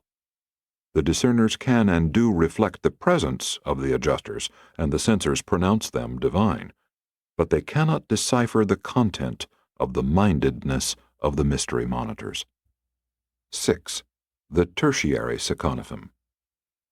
In the same manner as their fellows, these angels are created serially and in 7 reflective types, but these types are not assigned individually to the separate services of the superuniverse administrators. All tertiary seconophim are collectively assigned to the trinitized sons of attainment, and these ascendant sons use them interchangeably. That is, the mighty messengers can and do utilize any of the tertiary types, and so do their coordinates, those high in authority and those without name and number. These 7 types of tertiary seconophim are: 1. The significance of origins. The ascendant trinitized sons of a superuniverse government are charged with the responsibility of dealing with all issues growing out of the origin of any individual, race, or world. And the significance of origin is the paramount question in all our plans for the cosmic advancement of the living creatures of the realm. All relationships and the application of ethics grow out of the fundamental facts of origin. Origin is the basis of the relational reaction of the gods. Always does the conjoint actor take note of the man, in what manner he was born. With the higher descendant beings, origin is simply a fact to be ascertained, but with the ascending beings, including the lower orders of angels, the nature and circumstances of origin are not always so clear, though of equally vital importance at almost every turn of universe affairs. Hence the value of having at our disposal a series of reflective seconophim who can instantly portray anything required respecting the genesis of any being in either the central universe or throughout the entire realm of a superuniverse. The significance of origins are the living, ready reference genealogies of the vast hosts of beings, men, angels, and others, who inhabit the 7 superuniverses. They are always ready to supply their superiors with an up-to-date, replete, and trustworthy estimate of the ancestral factors and the current actual status of any individual on any world of their respective superuniverses, and their computation of possessed facts is always up to the minute. 2. The memory of mercy. These are the actual, full, and replete living records of the mercy which has been extended to individuals and races by the tender ministrations of the instrumentalities of the Infinite Spirit in the mission of adapting the justice of righteousness to the status of the realms, as disclosed by the portrayals of the significance of origins. The memory of mercy discloses the moral debt of the children of mercy, their spiritual liabilities, to be set down against their assets of the saving provision established by the sons of God. In revealing the Father's pre-existent mercy, the sons of God establish the necessary credit to ensure the survival of all, and then, in accordance with the findings of the significance of origins, a mercy credit is established for the survival of each rational creature, a credit of lavish proportions, and one of sufficient grace to ensure the survival of every soul who really desires divine citizenship. The memory of mercy is a living trial balance, a current statement of your account with the supernatural forces of the realms. These are the living records of mercy ministration, which are read into the testimony of the courts of Uversa when each individual's right to unending life comes up for adjudication, when thrones are cast up and the Ancients of Days are seated. The broadcasts of Uversa issue and come forth from before them. Thousands upon thousands minister to them, and 10,000 times 10,000 stand before them. The judgment is set, and the books are opened. And the books which are opened on such a momentous occasion are the living records of the tertiary seconophim of the superuniverses. The formal records are on file to corroborate the testimony of the memories of mercy, if they are required. The memory of mercy must show that the saving credit established by the sons of God has been fully and faithfully paid out in the loving ministry of the patient personalities of the third source and center. But when mercy is exhausted, when the memory thereof testifies to its depletion, then does justice prevail and righteousness decree. For mercy is not to be thrust upon those who despise it. Mercy is not a gift to be trampled underfoot by the persistent rebels of time. Nevertheless, though mercy is thus precious and dearly bestowed, your individual drawing credits are always far in excess of your ability to exhaust the reserve, if you are sincere of purpose and honest of heart. The mercy reflectors, with their tertiary associates, engage in numerous super-universe ministries, including the teaching of the ascending creatures. Among many other things, the significance of origins teach these ascenders how to apply spirit ethics, and following such training, the memories of mercy teach them how to be truly merciful. While the spirit techniques of mercy ministry are beyond your concept, you should, even now, understand that mercy is a quality of growth. You should realize that there is a great reward of personal satisfaction in being first just, next fair, then patient, then kind. And then, on that foundation, if you choose and have it in your heart, you can take the next step and really show mercy. But you cannot exhibit mercy in and of itself. These steps must be traversed, otherwise there can be no genuine mercy. There may be patronage, condescension, or charity, even pity, but not mercy. True mercy comes only as the beautiful climax to these preceding adjuncts to group understanding, mutual appreciation, fraternal fellowship, spiritual communion, and divine harmony. 3. The import of time. Time is the one universal endowment of all will creatures. It is the one talent entrusted to all intelligent beings. You all have time in which to ensure your survival, and time is fatally squandered only when it is buried in neglect, when you fail so to utilize it as to make certain the survival of your soul. Failure to improve one's time to the fullest extent possible does not impose fatal penalties. It merely retards the pilgrim of time in his journey of ascent. If survival is gained, all other losses can be retrieved. In the assignment of trusts, the counsel of the imports of time is invaluable. Time is a vital factor in everything this side of Havona and Paradise. In the final judgment before the Ancients of Days, time is an element of evidence. The imports of time must always afford testimony to show that every defendant has had ample time for making decisions, achieving choice. These time evaluators are also the secret of prophecy. They portray the element of time which will be required in the completion of any undertaking, and they are just as dependable as indicators as are the Frandalanks and Chronaldecs of other living orders. The gods foresee, hence foreknow.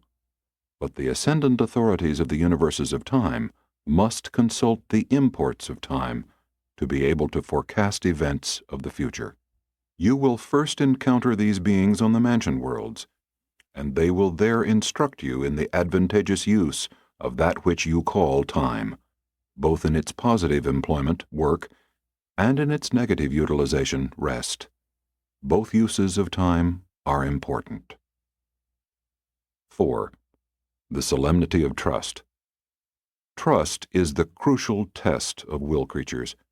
Trustworthiness is the true measure of self-mastery, character. These Seconophim accomplish a double purpose in the economy of the super-universes. They portray to all will creatures the sense of the obligation, sacredness, and solemnity of trust.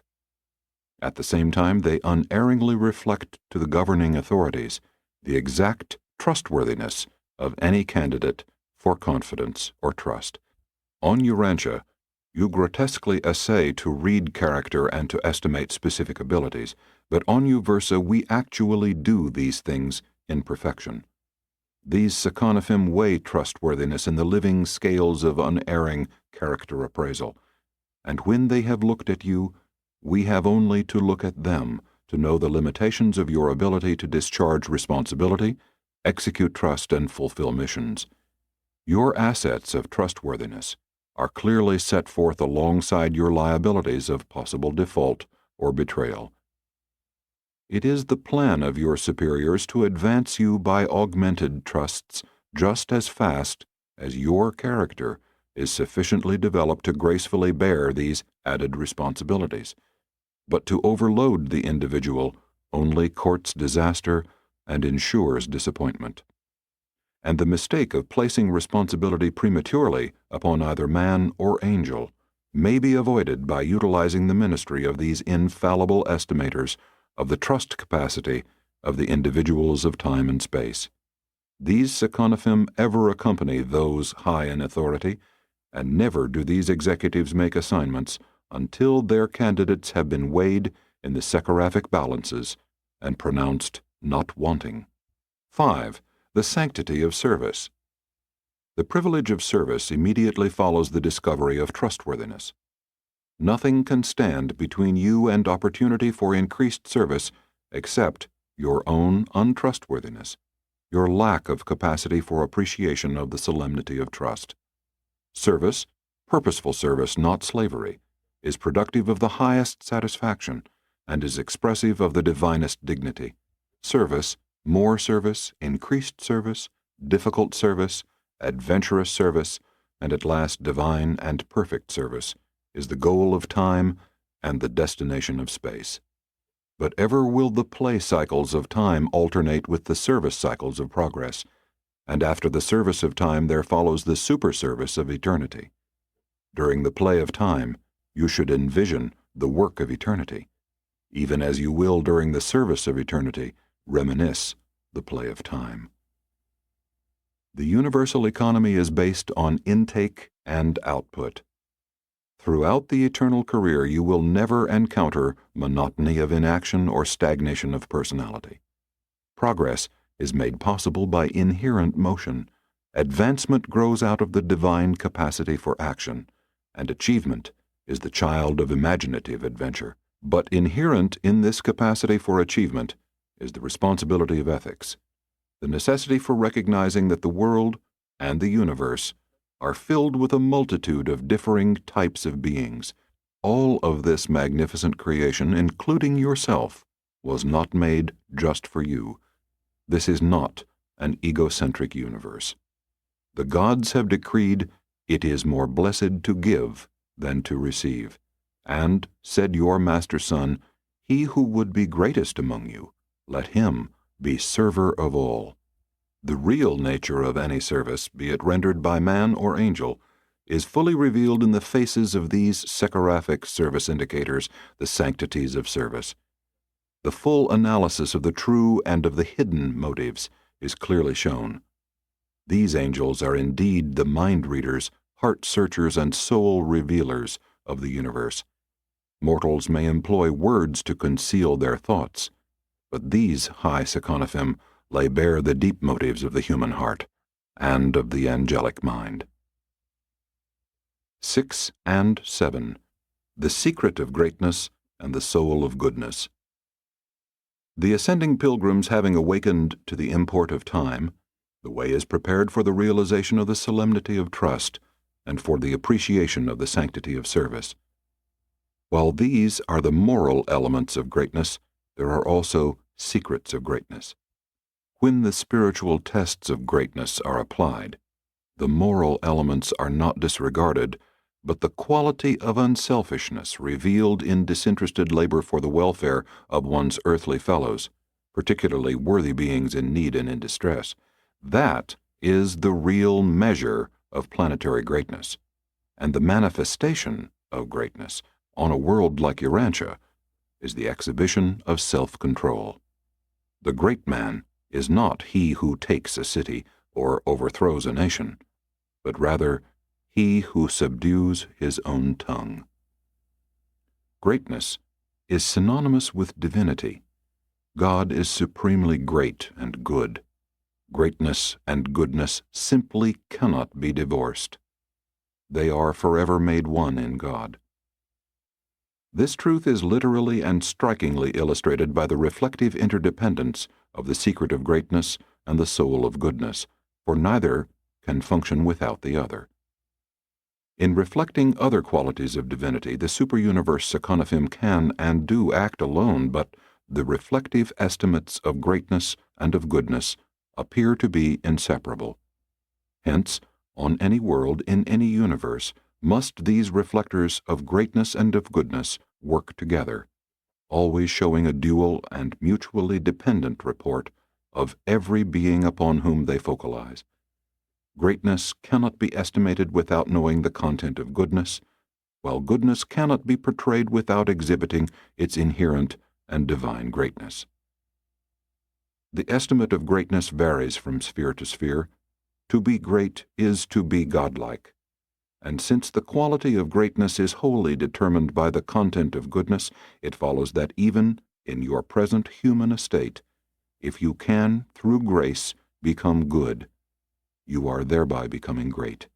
The more steadfastly you behold, and the more persistently you pursue, the concepts of divine goodness, the more certainly will you grow in greatness, in true magnitude of genuine survival character. 7. Ministry of the Seconophim. The Seconophim have their origin and headquarters on the capitals of the superuniverses, but with their liaison fellows, they range from the shores of paradise to the evolutionary worlds of space. They serve as valued assistants to the members of the deliberative assemblies of the supergovernments, and are of great help to the courtesy colonies of Uversa, the star students, millennial tourists, celestial observers, and a host of others, including the ascendant beings in waiting for Havona transport. The ancients of days take pleasure in assigning certain of the primary Seconophim to assist the ascending creatures domiciled on the 490 study worlds surrounding Uversa, and here also do many of the secondary and tertiary orders serve as teachers. These Uversa satellites are the finishing schools of the universes of time, presenting the preparatory course for the seven-circuited University of Havona. Of the three orders of Seconophim, the tertiary group, attached to the ascendant authorities, minister most extensively to the ascending creatures of time. You will, on occasion, meet them soon after your departure from Urantia, though you will not freely make use of their services until you reach the tarrying worlds of Orvonton.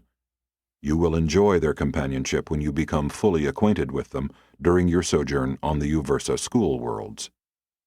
These tertiary Seconophim are the time-savers, space-abridgers, error detectors, faithful teachers and everlasting guideposts, living signs of divine surety, in mercy placed at the crossroads of time, there to guide the feet of anxious pilgrims in moments of great perplexity and spiritual uncertainty. Long before attaining the portals of perfection, you will begin to gain access to the tools of divinity and to make contact with the techniques of deity.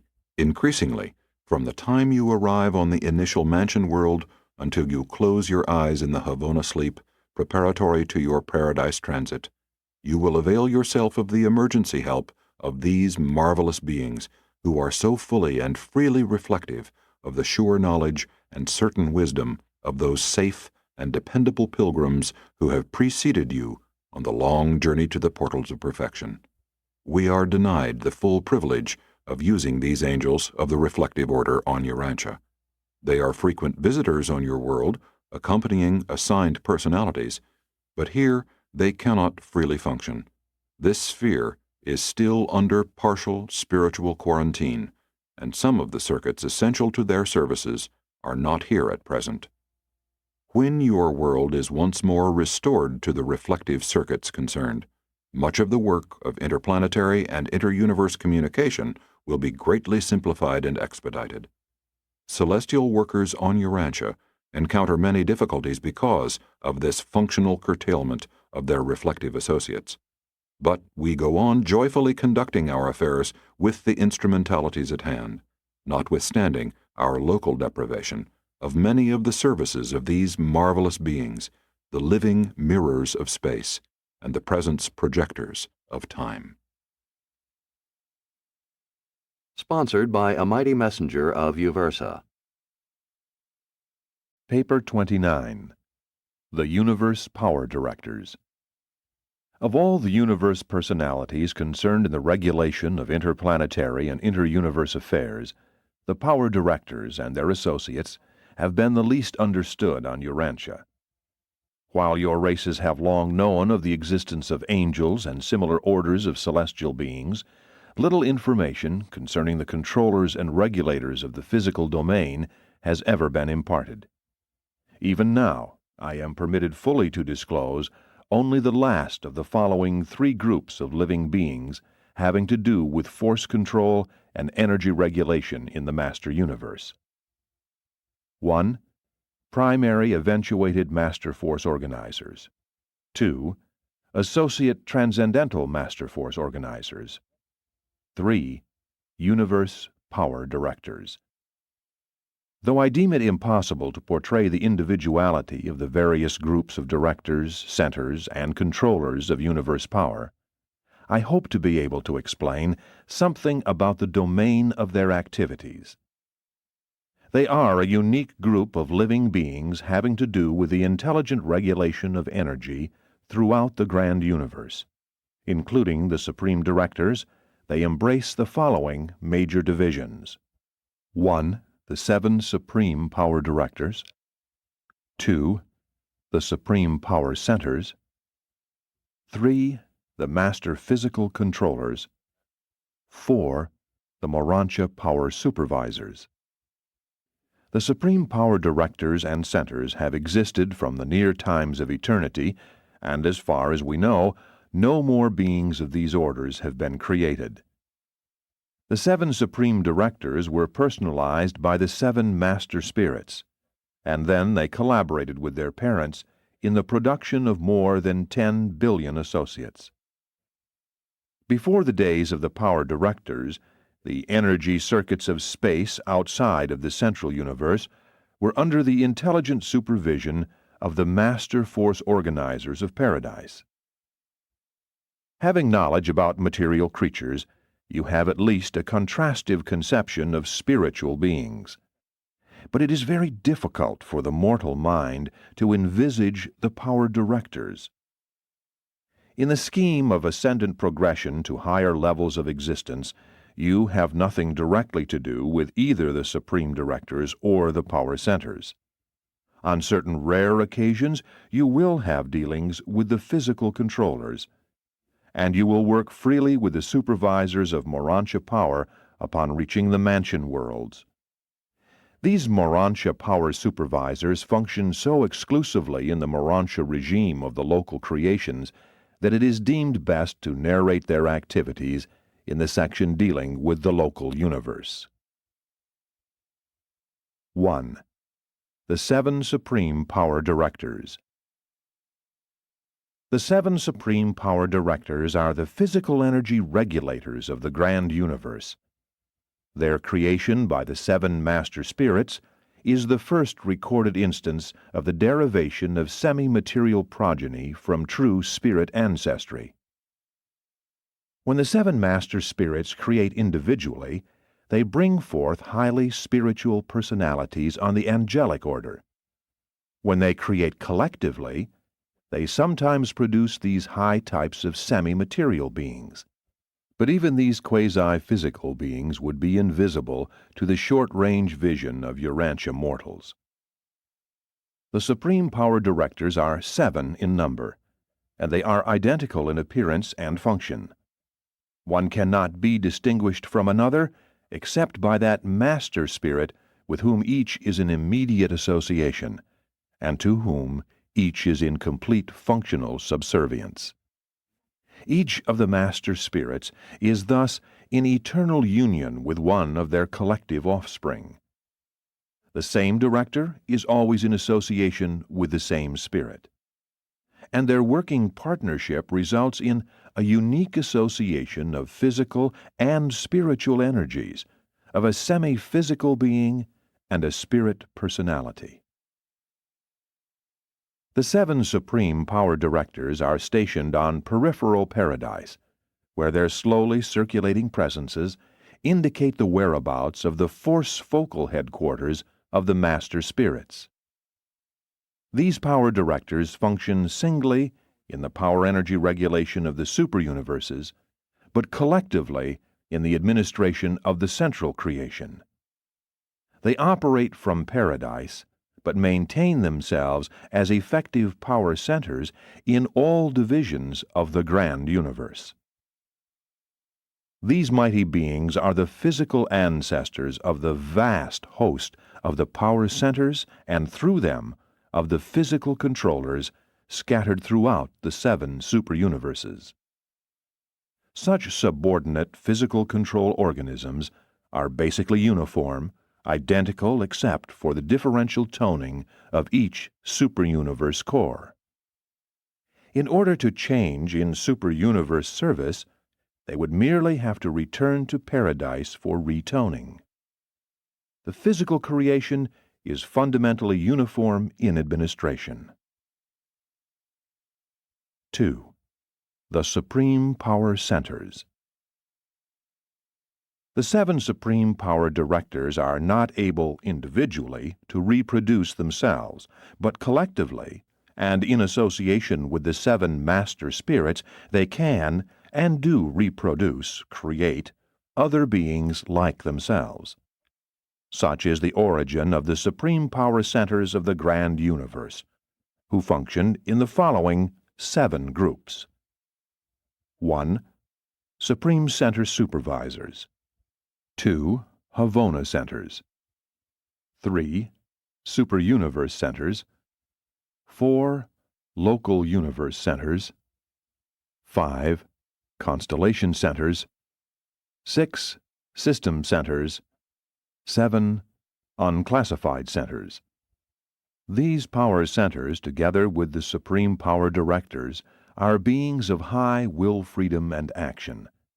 They are all endowed with third source personality and disclose unquestioned volitional capacity of a high order. These directing centers of the universe power system are the possessors of exquisite intelligence endowment. They are the intellect of the power system of the grand universe, and the secret of the technique of the mind control of all the vast network of the far-flung functions of the master physical controllers and the Urantia power supervisors. 1. Supreme Center Supervisors. These 7 coordinates and associates of the Supreme Power Directors are the regulators of the master energy circuits of the grand universe. Each center supervisor is headquartered on one of the special worlds of the 7 supreme executives, and they work in close association with these coordinators of general universe affairs. The Supreme Power Directors and the Supreme Center Supervisors function both as individuals and conjointly with regard to all cosmic phenomena below the levels of gravity energy. When acting in liaison, these 14 beings are to universe power what the 7 supreme executives are to general universe affairs, and what the 7 master spirits are to the cosmic mind. 2. Havona Centers. Before the creation of the universes of time and space, power centers were not required in Havona. But ever since these far distant times, 1 million have functioned in the central creation, each center having the supervision of 1,000 Havona worlds. Here in the divine universe there is perfection of energy control, a condition not existing elsewhere. Perfection of energy regulation is the ultimate goal of all the power centers and the physical controllers of space. 3. Superuniverse Centers. Occupying an enormous area on the capital sphere of each of the 7 superuniverses are 1,000 power centers of the 3rd order. 3 currents of primary energy of 10 segregations each come in to these power centers, but 7 specialized and well-directed, though imperfectly controlled circuits of power go forth from their seat of united action. This is the electronic organization of universe power. All energy is circuited in the paradise cycle, but the universe power directors direct the force energies of nether paradise as they find them modified in the space functions of the central and superuniverses, converting and directing these energies into channels of useful and constructive application. There is a difference between Havona energy and the energies of the superuniverses. The power charge of a superuniverse consists of 3 phases of energy of 10 segregations each. This threefold energy charge spreads throughout the space of the grand universe. It is like a vast, moving ocean of energy which engulfs and bathes the whole of each of the 7 supercreations.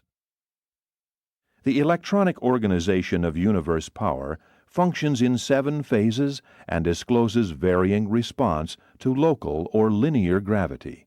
This 7-fold circuit proceeds from the super-universe power centers and pervades each supercreation. Such specialized currents of time and space are definite and localized energy movements, initiated and directed for specific purposes, much as the Gulf Stream functions as a circumscribed phenomenon in the midst of the Atlantic Ocean. 4. Local universe centers. On the headquarters of each local universe are stationed 100 power centers of the 4th order. They function to downstep and otherwise to modify the 7 power circuits emanating from super-universe headquarters, thus making them applicable to the services of the constellations and systems. The local astronomical catastrophes of space are of passing concern to these power centers. They are engaged in the orderly dispatch of effective energy to the subsidiary constellations and systems. They are of great assistance to the Creator Suns during the later times of universe organization of energy mobilization. These centers are able to provide intensified lanes of energy useful for interplanetary communication between important inhabited points. Such a lane or line of energy, sometimes also called an energy path, is a direct circuit of energy from one power center to another power center, or from one physical controller to another controller. It is an individualized stream of power and stands in contrast to the free space movements of undifferentiated energy. 5. Constellation centers. 10 of these living power centers are stationed in each constellation, functioning as energy projectors to the 100 tributary local systems.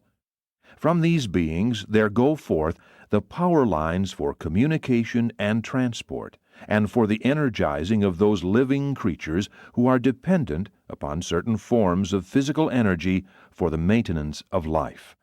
But neither the power centers nor the subordinate physical controllers are otherwise concerned with life as a functional organization. 6. System centers. One supreme power center is permanently assigned to each local system. These system centers dispatch the power circuits to the inhabited worlds of time and space. They coordinate the activities of the subordinate physical controllers and otherwise function to ensure the satisfactory distribution of power in the local system. The circuit relay between the planets depends upon the perfect coordination of certain material energies and upon the efficient regulation of physical power. 7. Unclassified centers. These are the centers who function in special local situations, but not on the inhabited planets. The individual worlds are in the charge of master physical controllers, and receive the encircuited lines of power dispatched by the power center of their system. Only those spheres of the most extraordinary energy relationships have power centers of the 7th order, acting as universe balance wheels or energy governors. In every phase of activity, these power centers are the full equals of those who function on the higher units of control. But not one space body in a million harbors such a living power organization. 3. The domain of power centers. The supreme power centers, distributed throughout the super-universes, number, with their associates and subordinates, upward of 10 billion, and they are all in perfect synchrony and complete liaison with their paradise progenitors, the 7 supreme power directors. The power control of the grand universe is thus entrusted to the keeping and direction of the 7 master spirits, the creators of the 7 Supreme Power Directors. The Supreme Power Directors and all their associates, assistants, and subordinates are forever exempt from apprehension or interference by all the tribunals of all space. Neither are they subject to the administrative direction either of the super-universe government of the Ancients of Days or of the local universe administration of the Creator Sons. These power centers and directors are brought into being by the children of the Infinite Spirit. They are not germane to the administration of the sons of God, though they affiliate with the Creator Sons during the later epochs of universe material organization. But the power centers are in some way closely associated with the cosmic over-control of the Supreme Being. Power centers and physical controllers undergo no training. They are all created in perfection and are inherently perfect in action. Never do they pass from one function to another. Always do they serve as originally assigned. There is no evolution in their ranks, and this is true of all 7 divisions of both orders. Having no ascendant past to revert to in memory, power centers and physical controllers never play. They are thoroughly businesslike in all their actions. They are always on duty. There is no provision in the universal scheme for the interruption of the physical lines of energy. Never for a fraction of a second can these beings relinquish their direct supervision of the energy circuits of time and space. The directors, centers, and controllers of power have nothing to do with anything in all creation except power, material or semi-physical energy. They do not originate it, but they do modify, manipulate, and directionize it. Neither do they have anything whatever to do with physical gravity except to resist its drawing power. Their relation to gravity is wholly negative. The power centers utilize vast mechanisms and coordinations of a material order in liaison with the living mechanisms of the various segregated energy concentrations. Each individual power center is constituted in exactly 1,000,000 units of functional control, and these energy-modifying units are not stationary as are the vital organs of man's physical body. These vital organs of power regulation are mobile and truly kaleidoscopic in associative possibilities. It is utterly beyond my ability to explain the manner in which these living beings encompass the manipulation and regulation of the master circuits of universe energy. To undertake to inform you further concerning the size and function of these gigantic and almost perfectly efficient power centers would only add to your confusion and consternation. They are both living and personal, but they are beyond your comprehension. Outside of Havona, the supreme power centers function only on especially constructed architectural spheres or on otherwise suitably constituted space bodies. The architectural worlds are so constructed that the living power centers can act as selective switches to directionize, modify, and concentrate the energies of space as they pour over these spheres. They could not so function on an ordinary evolutionary sun or planet. Certain groups are also concerned in the heating and other material necessities of these special headquarters worlds. And though it is beyond the scope of Urantia knowledge, I may state that these orders of living power personalities have much to do with the distribution of the light that shines without heat. They do not produce this phenomenon, but they are concerned with its dissemination and directionization. The power centers and their subordinate controllers are assigned to the working of all of the physical energies of organized space. They work with the 3 basic currents of 10 energies each. That is the energy charge of organized space, and organized space is their domain. The universe power directors have nothing whatever to do with those tremendous actions of force which are now taking place outside the present boundaries of the 7 superuniverses. The power centers and controllers exert perfect control over only 7 of the 10 forms of energy contained in each basic universe current. Those forms which are partly or wholly exempt from their control must represent the unpredictable realms of energy manifestation dominated by the unqualified absolute. If they exert an influence upon the primordial forces of this absolute, we are not cognizant of such functions, though there is some slight evidence which would warrant the opinion that certain of the physical controllers are sometimes automatically reactive to certain impulses of the universal absolute. These living power mechanisms are not consciously related to the master universe energy over-control of the unqualified absolute, but we surmise that their entire and almost perfect scheme of power direction is in some unknown manner subordinated to this supergravity presence.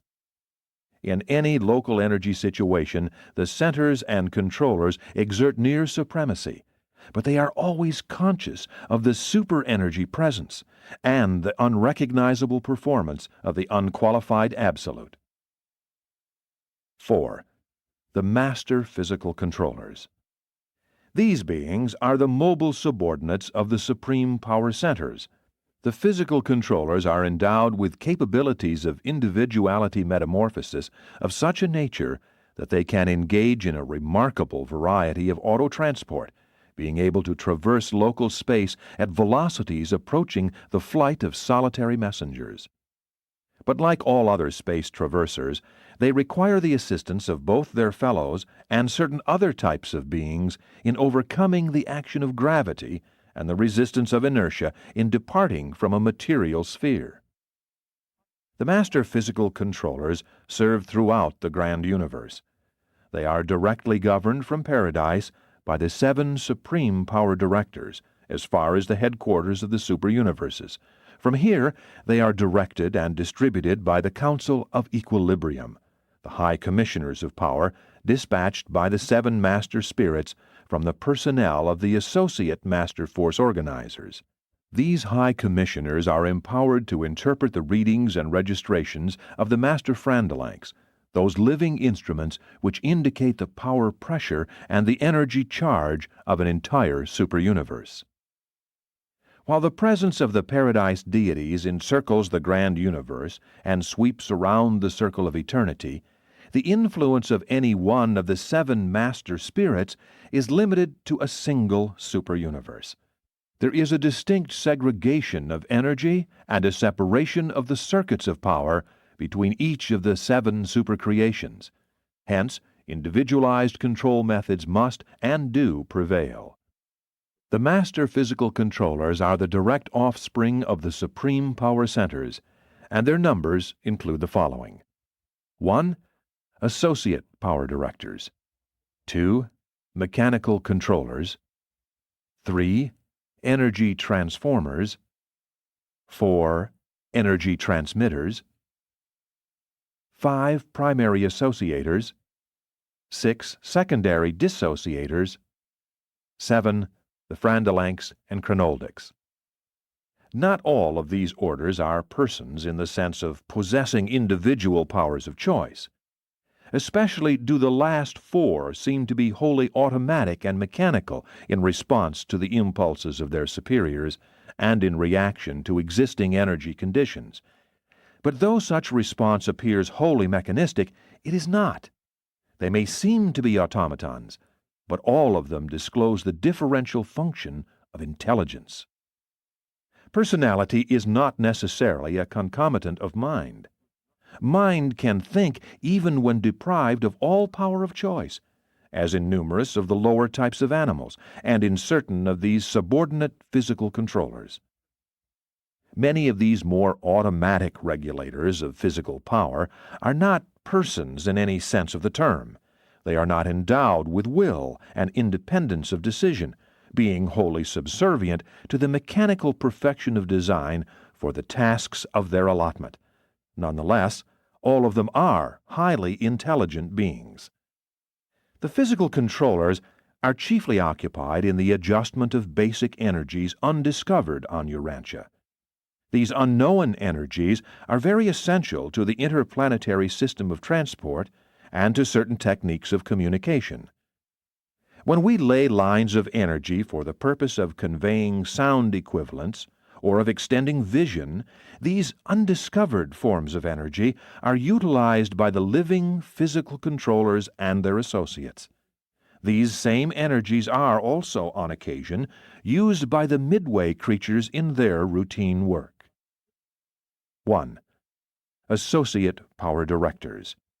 These marvelously efficient beings are entrusted with the assignment and dispatch of all orders of the master physical controllers in accordance with the ever-shifting needs of the constantly changing energy status of the realms. The vast reserves of the physical controllers are maintained on the headquarters worlds of the minor sectors, and from these concentration points they are periodically dispatched by the associate power directors to the headquarters of the universes, constellations, and systems, and to the individual planets. When thus assigned, the physical controllers are provisionally subject to the orders of the divine executioners of the conciliating commissions, but are otherwise solely amenable to their associate directors and to the supreme power centers. 3 million associate power directors are assigned to each of the Orvanton minor sectors, making a total of 3 billion as the super-universe quota of these amazingly versatile beings. Their own reserves are maintained on these same minor sector worlds, where they also serve as instructors of all who study the sciences of the techniques of intelligent energy control and transmutation. These directors alternate periods of executive service in the minor sectors with equal periods of inspection service to the realms of space. At least one acting inspector is always present in each local system, maintaining headquarters on its capital sphere. They keep the whole vast living energy aggregation in harmonious synchrony. 2. Mechanical controllers. These are the exceedingly versatile and mobile assistants of the associate power directors. Trillions upon trillions of them are commissioned in ENSA, your minor sector. These beings are called mechanical controllers because they are so completely dominated by their superiors, so fully subservient to the will of the associate power directors. Nevertheless, they are themselves very intelligent, and their work, though mechanical and matter-of-fact in nature, is skillfully performed. Of all the master physical controllers assigned to the inhabited worlds, the mechanical controllers are by far the most powerful. Possessing the living endowment of anti-gravity in excess of all other beings, each controller has a gravity resistance equaled only by enormous spheres revolving at tremendous velocity. 10 of these controllers are now stationed on Urantia, and one of their most important planetary activities is to facilitate the departure of seraphic transports. In so functioning, all 10 of the mechanical controllers act in unison, while a battery of 1,000 energy transmitters provides the initial momentum for the seraphic departure. The mechanical controllers are competent to directionize the flow of energy and to facilitate its concentration into the specialized currents or circuits. These mighty beings have much to do with the segregation, directionization, and intensification of the physical energies and with the equalization of the pressures of the interplanetary circuits. They are expert in the manipulation of 21 of the 30 physical energies of space constituting the power charge of a superuniverse. They are also able to accomplish much towards the management and control of 6 of the 9 more subtle forms of physical energy. By placing these controllers in proper technical relationship to each other and to certain of the power centers, the associate power directors are enabled to effect unbelievable changes in power adjustment and energy control. The master physical controllers often function in batteries of hundreds, thousands, and even millions, and by varying their positions and formations are able to effect energy control in a collective as well as an individual capacity. As requirements vary, They can upstep and accelerate the energy volume and movement, or detain, condense, and retard the energy currents. They influence energy and power transformations somewhat as so-called catalytic agents augment chemical reactions. They function by inherent ability and in cooperation with the supreme power centers. 3. Energy transformers. The number of these beings in a superuniverse is unbelievable. There are almost 1 million in Satania alone, and the usual quota is 100 for each inhabited world. The energy transformers are the conjoint creation of the 7 Supreme Power Directors and the 7 Central Supervisors. They are among the more personal orders of physical controllers, and except when an associate power director is present on an inhabited world, the transformers are in command. They are the planetary inspectors of all departing seraphic transports. All classes of celestial life can utilize the less personal orders of the physical controllers only by liaison with the more personal orders of the associate directors and the energy transformers. These transformers are powerful and effective living switches, being able to dispose themselves for or against a given power disposition or directionization. They are also skillful in their efforts to insulate the planets against the powerful energy streams passing between gigantic planetary and starry neighbors. Their energy transmutive attributes render them most serviceable in the important task of maintaining universal energy balance or power equilibrium. At one time, they seem to consume or store energy. At other times, they appear to exude or liberate energy.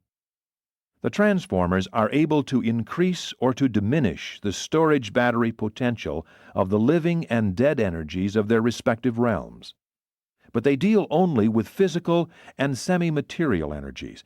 They do not directly function in the domain of life. Neither do they change the forms of living beings. In some respects, the energy transformers are the most remarkable and mysterious of all semi-material living creatures. They are, in some unknown manner, physically differentiated, and by varying their liaison relationships, they are able to exert a profound influence upon the energy which passes through their associated presences. The status of the physical realms seems to undergo a transformation under their skillful manipulation. They can and do change the physical form of the energies of space. With the aid of their fellow controllers, they are actually able to change the form and potential of 27 of the 30 physical energies of the superuniverse power charge. That 3 of these energies are beyond their control proves that they are not instrumentalities of the unqualified absolute. The remaining 4 groups of the master physical controllers are hardly persons within any acceptable definition of that word. These transmitters, associators, dissociators, and friendalanks are wholly automatic in their reactions. Nevertheless, they are in every sense intelligent. We are greatly limited in our knowledge of these wonderful entities because we cannot communicate with them. They appear to understand the language of the realm, but they cannot communicate with us. They seem fully able to receive our communications, but quite powerless to make response. 4. Energy transmitters. These beings function chiefly, but not wholly, in an intraplanetary capacity. They are marvelous dispatchers of energy as it is manifested on the individual worlds. When energy is to be diverted to a new circuit, the transmitters deploy themselves in a line along the desired energy path, and by virtue of their unique attributes of energy attraction, they can actually induce an increased energy flow in the desired direction. This they do just as literally as certain metallic circuits directionize the flow of certain forms of electric energy, and they are living superconductors for more than half of the 30 forms of physical energy. Transmitters form skillful liaisons which are effective in rehabilitating the weakening currents of specialized energy passing from planet to planet and from station to station on an individual planet. They can detect currents which are much too feeble to be recognized by any other type of living being, and they can so augment these energies that the accompanying message becomes perfectly intelligible. Their services are invaluable to the broadcast receivers. Energy transmitters can function with regard to all forms of communicable perception. They can render a distant scene visible, as well as a distant sound audible. They provide the emergency lines of communication in the local systems and on the individual planets. These services must be used by practically all creatures for purposes of communication outside of the regularly established circuits. These beings, together with the energy transformers, are indispensable to the maintenance of mortal existence on those worlds having an impoverished atmosphere, and they are an integral part of the technique of life on the non-breathing planets. 5. Primary associators. These interesting and invaluable entities are masterly energy conservators and custodians. Somewhat as a plant stores solar light, so do these living organisms store energy during times of plus manifestations. They work on a gigantic scale, converting the energies of space into a physical state not known on Urantia. They are also able to carry forward these transformations to the point of producing some of the primitive units of material existence. These beings simply act by their presence. They are in no way exhausted or depleted by this function. They act like living catalytic agents. During seasons of minus manifestations, they are empowered to release these accumulated energies. But your knowledge of energy and matter is not sufficiently advanced to make it possible to explain the technique of this phase of their work. They always labor in compliance with universal law, handling and manipulating atoms, electrons, and ultimatons, much as you maneuver adjustable type to make the same alphabetical symbols tell vastly different stories. The associators are the first group of life to appear on an organizing material sphere, and they can function at physical temperatures which you would regard as utterly incompatible with the existence of living beings. They represent an order of life which is simply beyond the range of human imagination. Together with their co-workers, the dissociators, they are the most slavish of all intelligent creatures.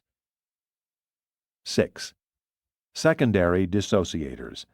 Compared with the primary associators, these beings of enormous anti-gravity endowment are the reverse workers. There is never any danger that the special or modified forms of physical energy on the local worlds or in the local systems will be exhausted, for these living organizations are endowed with the unique power of evolving limitless supplies of energy. They are chiefly concerned with the evolution of a form of energy which is hardly known on Urantia from a form of matter which is recognized still less. They are truly the alchemists of space and the wonder-workers of time. But in all the wonders they work, they never transgress the mandates of cosmic supremacy. 7. The Frandalanks. These beings are the joint creation of all three orders of energy control beings, the primary and secondary force organizers and the power directors.